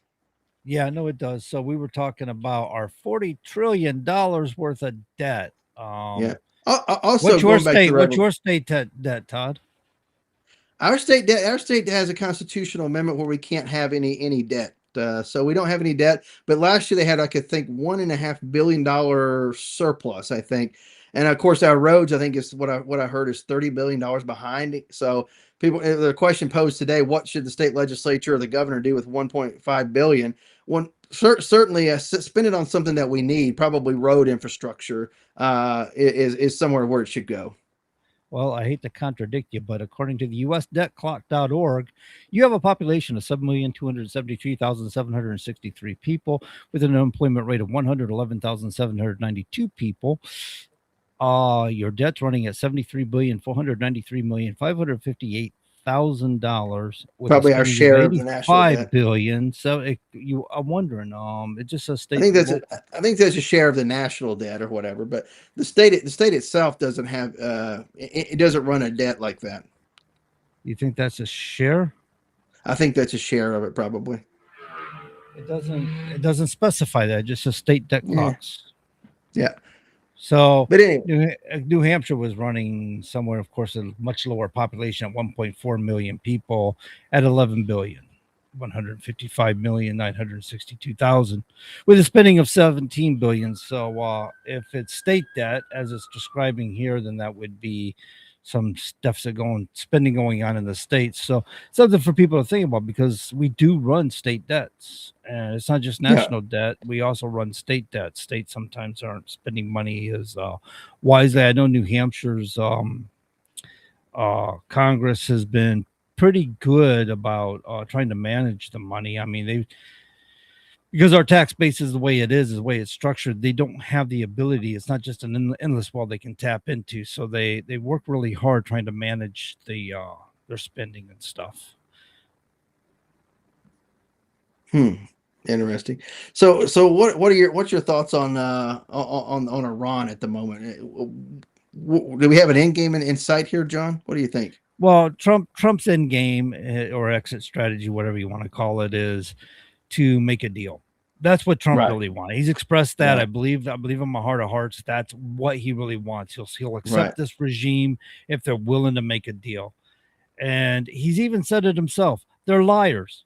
They'll lie to you to get what they want. I don't know how he thinks a deal's going to work. They can't sign a treaty and stick to it. Their whole theocracy dictates that it's okay to lie to an infidel. It's okay to lie to a non-believer. So they're going to say what you want to hear to get you to either stall you, to sway you, or get what they want. And so I think that's been Trump's strategy. However, if he's going to end up seeing this through, I think he's going to have to do those decapitation strikes he's been talking about. And I don't know if that's just more threatening talk because Trump likes to poke at people, or if he's seriously considering decapitation strikes and what that really means as far as attacks go, what his strategies are. Right. Yep. Yeah. And some people were last week, I believe it was, talking about, is he going to use nuclear weapons or something like that? And if he chooses to use nukes, will they be able to stop him from using them or whatever? And I'm like, is this where we're speculating at this point? Have we arrived at nukes? You know what I mean? Who knows? What's in somebody's mind? That's not Trump. Trump. That's not his. Somebody's here made a statement about Trump likes things that go boom or something to that effect, and maybe he'll use nukes. But I don't think that's something that Trump was. I don't think that's an option on the table for him because he values life. I'm kind of banking on or thinking that when that hit happened and we lost school children in Iran because of some missile strikes. I don't think he took that well. I think that set pretty hard with him because he's that sort of person. I don't think he disvalues life. I don't think he disvalues people that way. And he takes it to heart. Nuclear weapons that'd be a hard strike. You know what I'm saying? You could lose a lot of life, a lot of quality. Because of life. if you throw one out there, you're going to have to throw several. And then you're going to have other nuclear powers that are going to be like, you know what? We need to go ahead and throw a few out there ourselves, That could be an international incident once you start going that high and the spectrum. Yeah. I don't think that's a risk anybody wants. And once to take you use one nuclear weapon, and it's like now all these countries that have access to even just some radiological weapons, they're going to use that. They'll use chemical, they use biological, it'll be all off the table at that point. So, the COVID-19, would be just, nothing compared to what could be released on the whole world. I think his long-term strategy is to cut off their supplies at the Strait and break them economically is what he's attempting to do. I think that's his biggest strategy right now.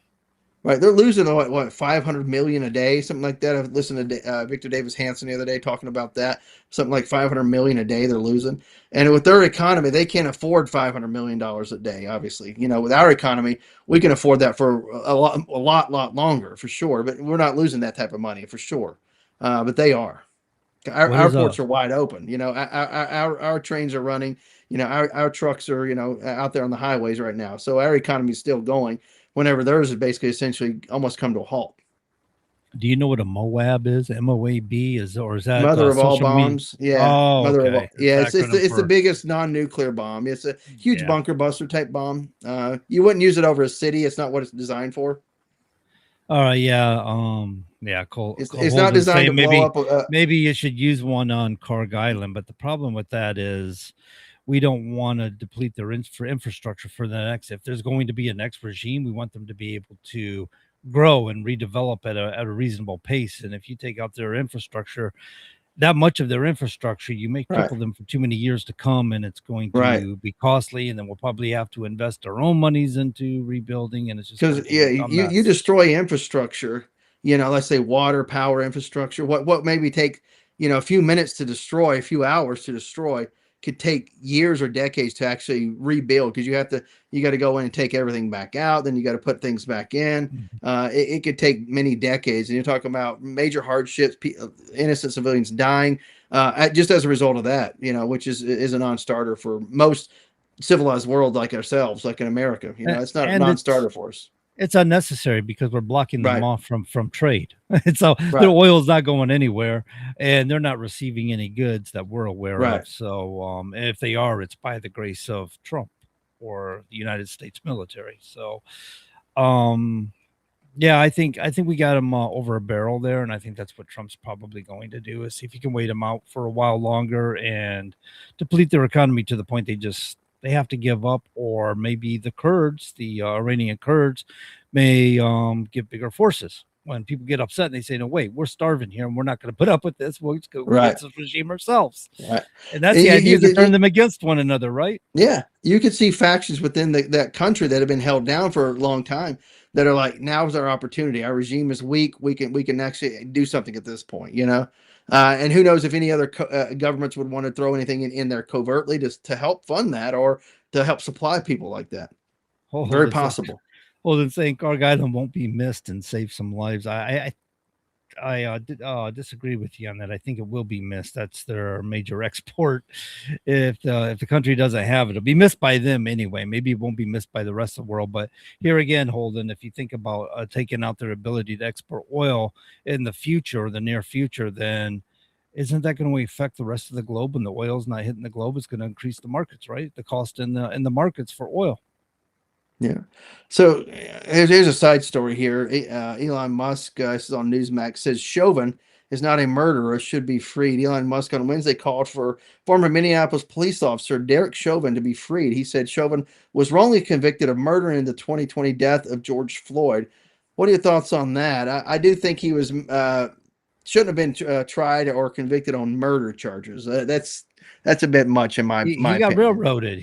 Let's be honest. He got railroaded because he was a prime target of the time for the movement. In other ways, known as Black Lives Matter and all this other nonsense going on. White officer. And he was just a prime target. Let's go get this guy, make an example of this guy, and throw everything we can at this guy. While at the same time, when you look at the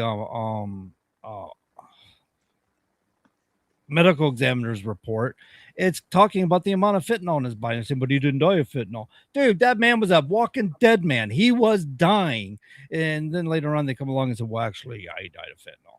It's like, so either he did or didn't, folks. Make up our minds, and so even people today are still claiming it wasn't fentanyl. He killed him with that hold and all this other stuff. And no, I mean, if you had enough fentanyl in his body, he was not long for life.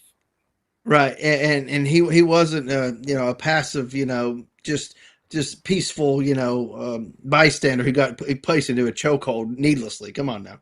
That didn't happen. They had him contained and then he escaped. Right. And brought this upon himself. Right. This wasn't a situation that they created, the officers created. This is a situation that George Floyd created. So now Chauvin has to pay a price for a situation that he didn't even create. He was trying to mitigate the issue.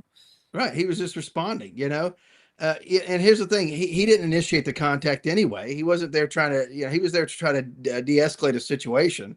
And like you said, he escaped from their custody. So you have to basically re-apprehend him at that point. And once somebody's escaping, being very violent, you're going to try to restrain him any way you can, But if the chokehold was illegal, should he, should he face reprimand of some sort? Absolutely should have been fired, perhaps. Maybe an assault charge, but not murder.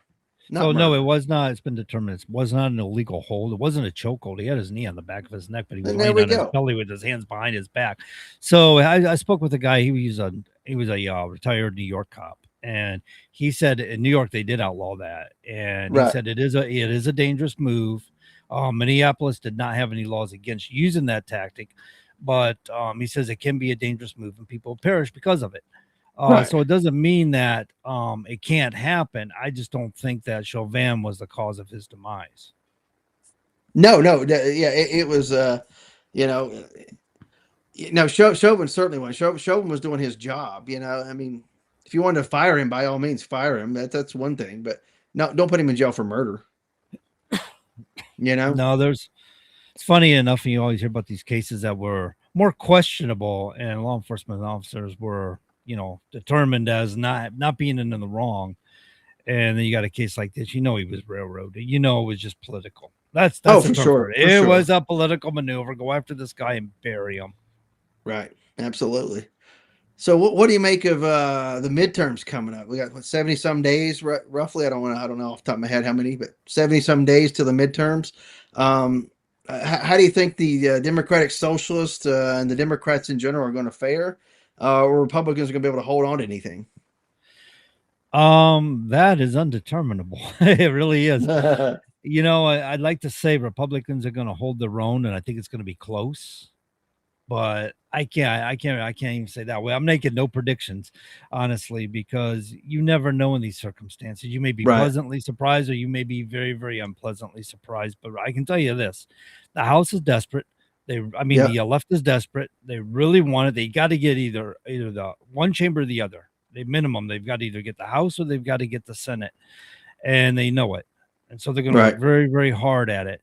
However, on the same notion, the Trump administration's been very keen on stopping the exploits. With USAID, there's been a few other things they have done, and recently now, Act Blue is being investigated because some of the nefarious activities that have gone on there. Apparently, I think investigations have been done, and people have been contacted and says, "We see you've donated $5,000 to Act Blue," and people are, "What are you talking about? I didn't donate $5,000, maybe 100, but not 5,000." So it's coming to find out that they're using other people's money to maximize donations for people that didn't donate as much, or whatever, however they're doing it. So there is an investigation going on. So if they continue to break down the left the way they've been doing for their nefarious activities, obviously we don't want them going after things they're legally doing, because that'd be tyrannical, and we don't want to see that. Even if we're going to lose the House or lose the Senate, we definitely want to be legal about everything we do. Right. Absolutely. I agree with you.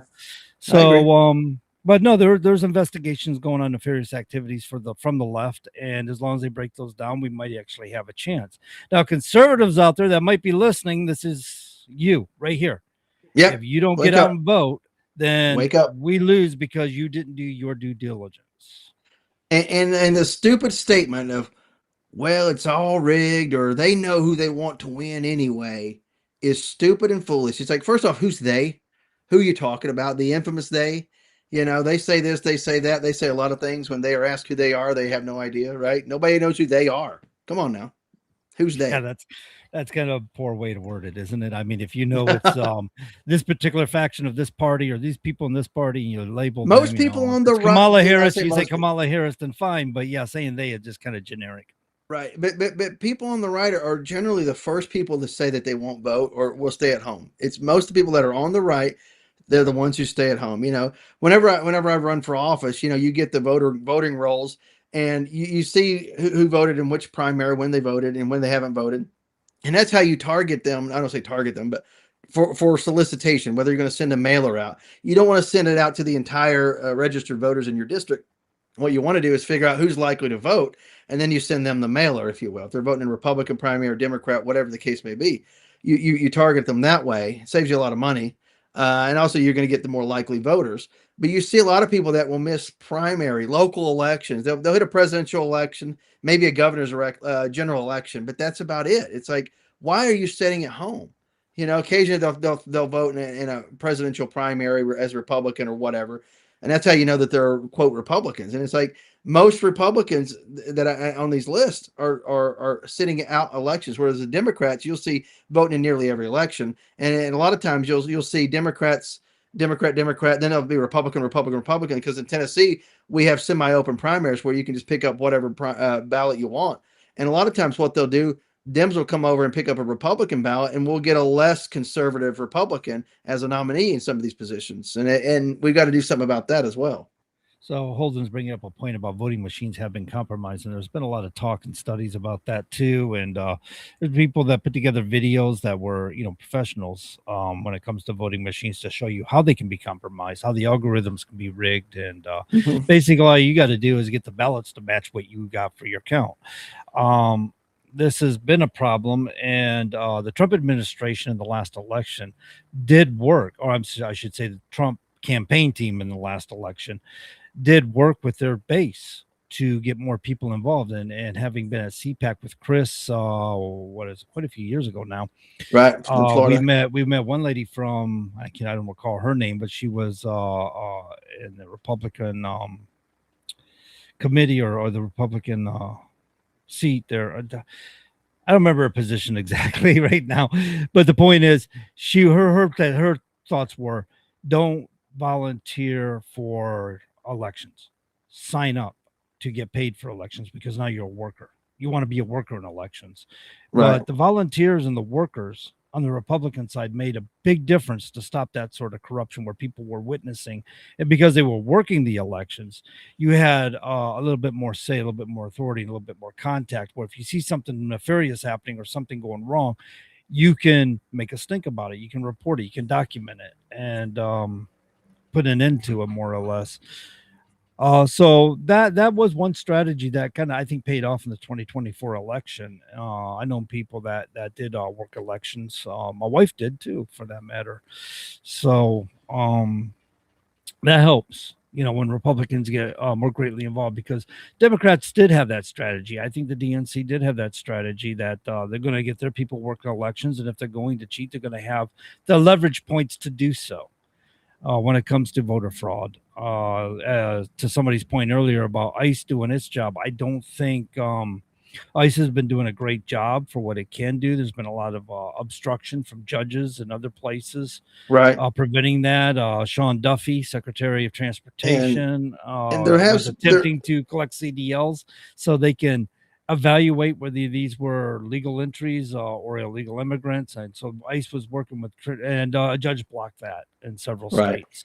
So, but there's still going to be a lot of illegal still in the country, and there's a possibility we still will be up against that. So, and that's why Todd and I, we're animate about keep saying, conservatives need to be more proactive and make sure you get out and vote. Above all, make sure you get your vote in, even if you have to take time off from work to do it. It's very, very important if we're going to achieve these goals, because Trump has really set up a lot of things. A lot of people don't give him the credit he deserves for what his administration's been doing these last couple of years.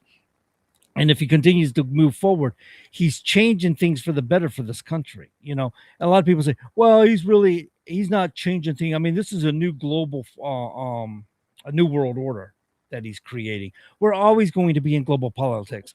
2,000 years ago, people were into, global trade. 2,000 years ago, people were, caravans and things like that, trade from China, porcelain, all these other things. People were always globally trading.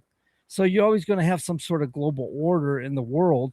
But the point is, in 2016, Trump said he was going to make sure the United States of America was first in this, not last, as the Democrats were placing us.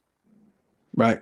Well, you got to think about it. Whenever you talk about global trade, you also have the lines of communication, right? The shipping lanes that have to be maintained, right? And who maintains them?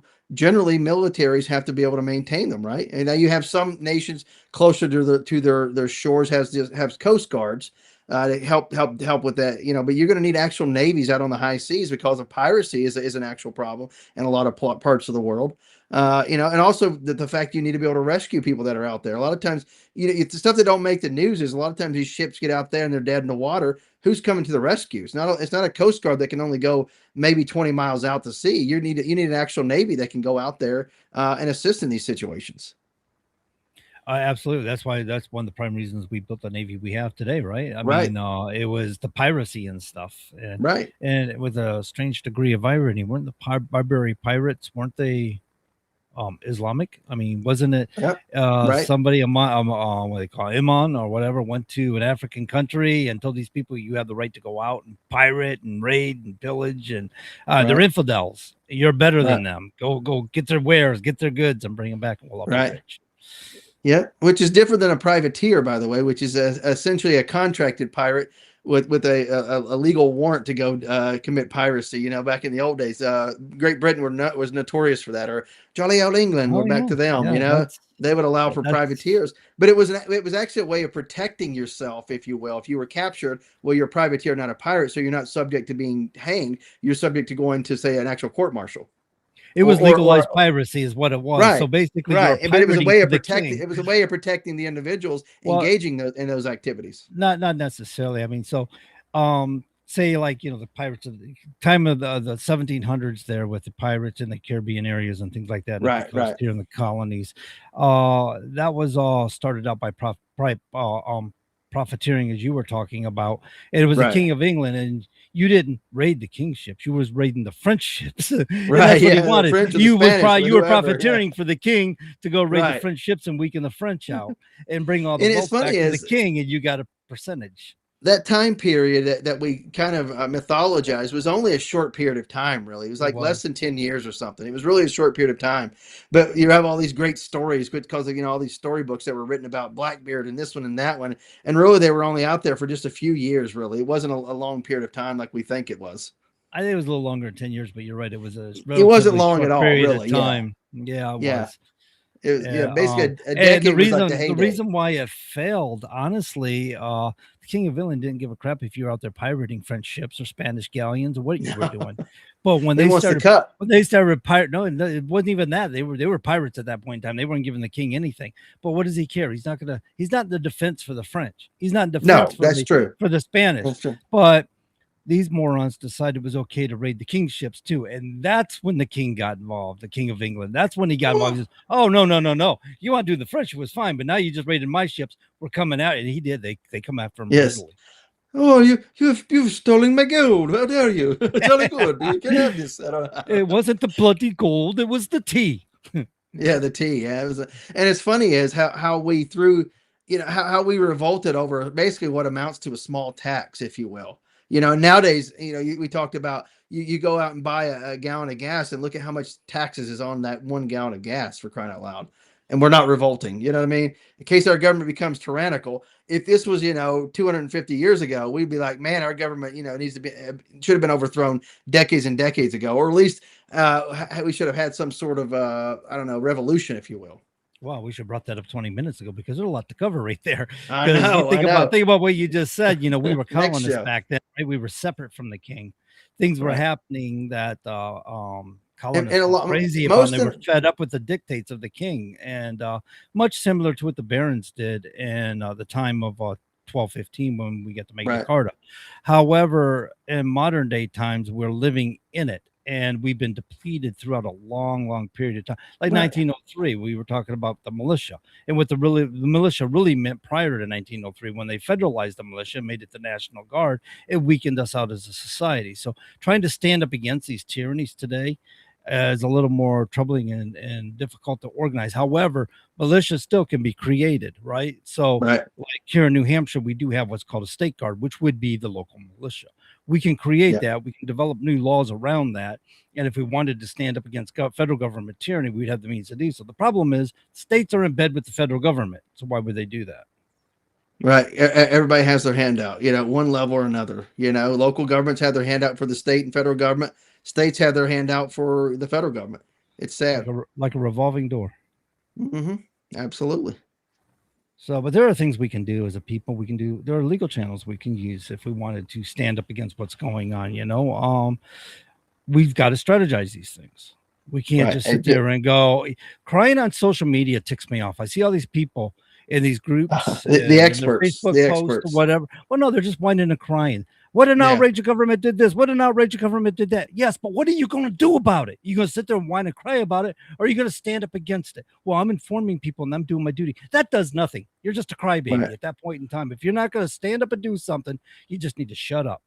Are you voting? And if you're voting for the same old person who's been in office, especially federal office for, a decade or more, you're probably voting for the wrong person. Yeah, that's well, you need to evaluate those. I mean, we do have some pretty good freedom caucuses and things that evaluate members, and like that's not across the board. But the majority of people who've been in office for a long time, probably the wrong person. Due diligence does count for something. We are running out of time. We got about 15 seconds left. So what do you think, Todd? You got anything else you want to close out with? Tune in next week. Let's see if we have a guest next week. We may have a great guest. We don't know yet. So next week, 7 to 9 Eastern, right here. WSMN 1590 AM, 95.3 FM. John will give you the final word. All right, ladies and gentlemen, that's our bit for tonight. We hope you got something out of it. Don't forget to join us again. Same time, same place next week, 7 p.m. Wednesdays, as always. Good night and God bless.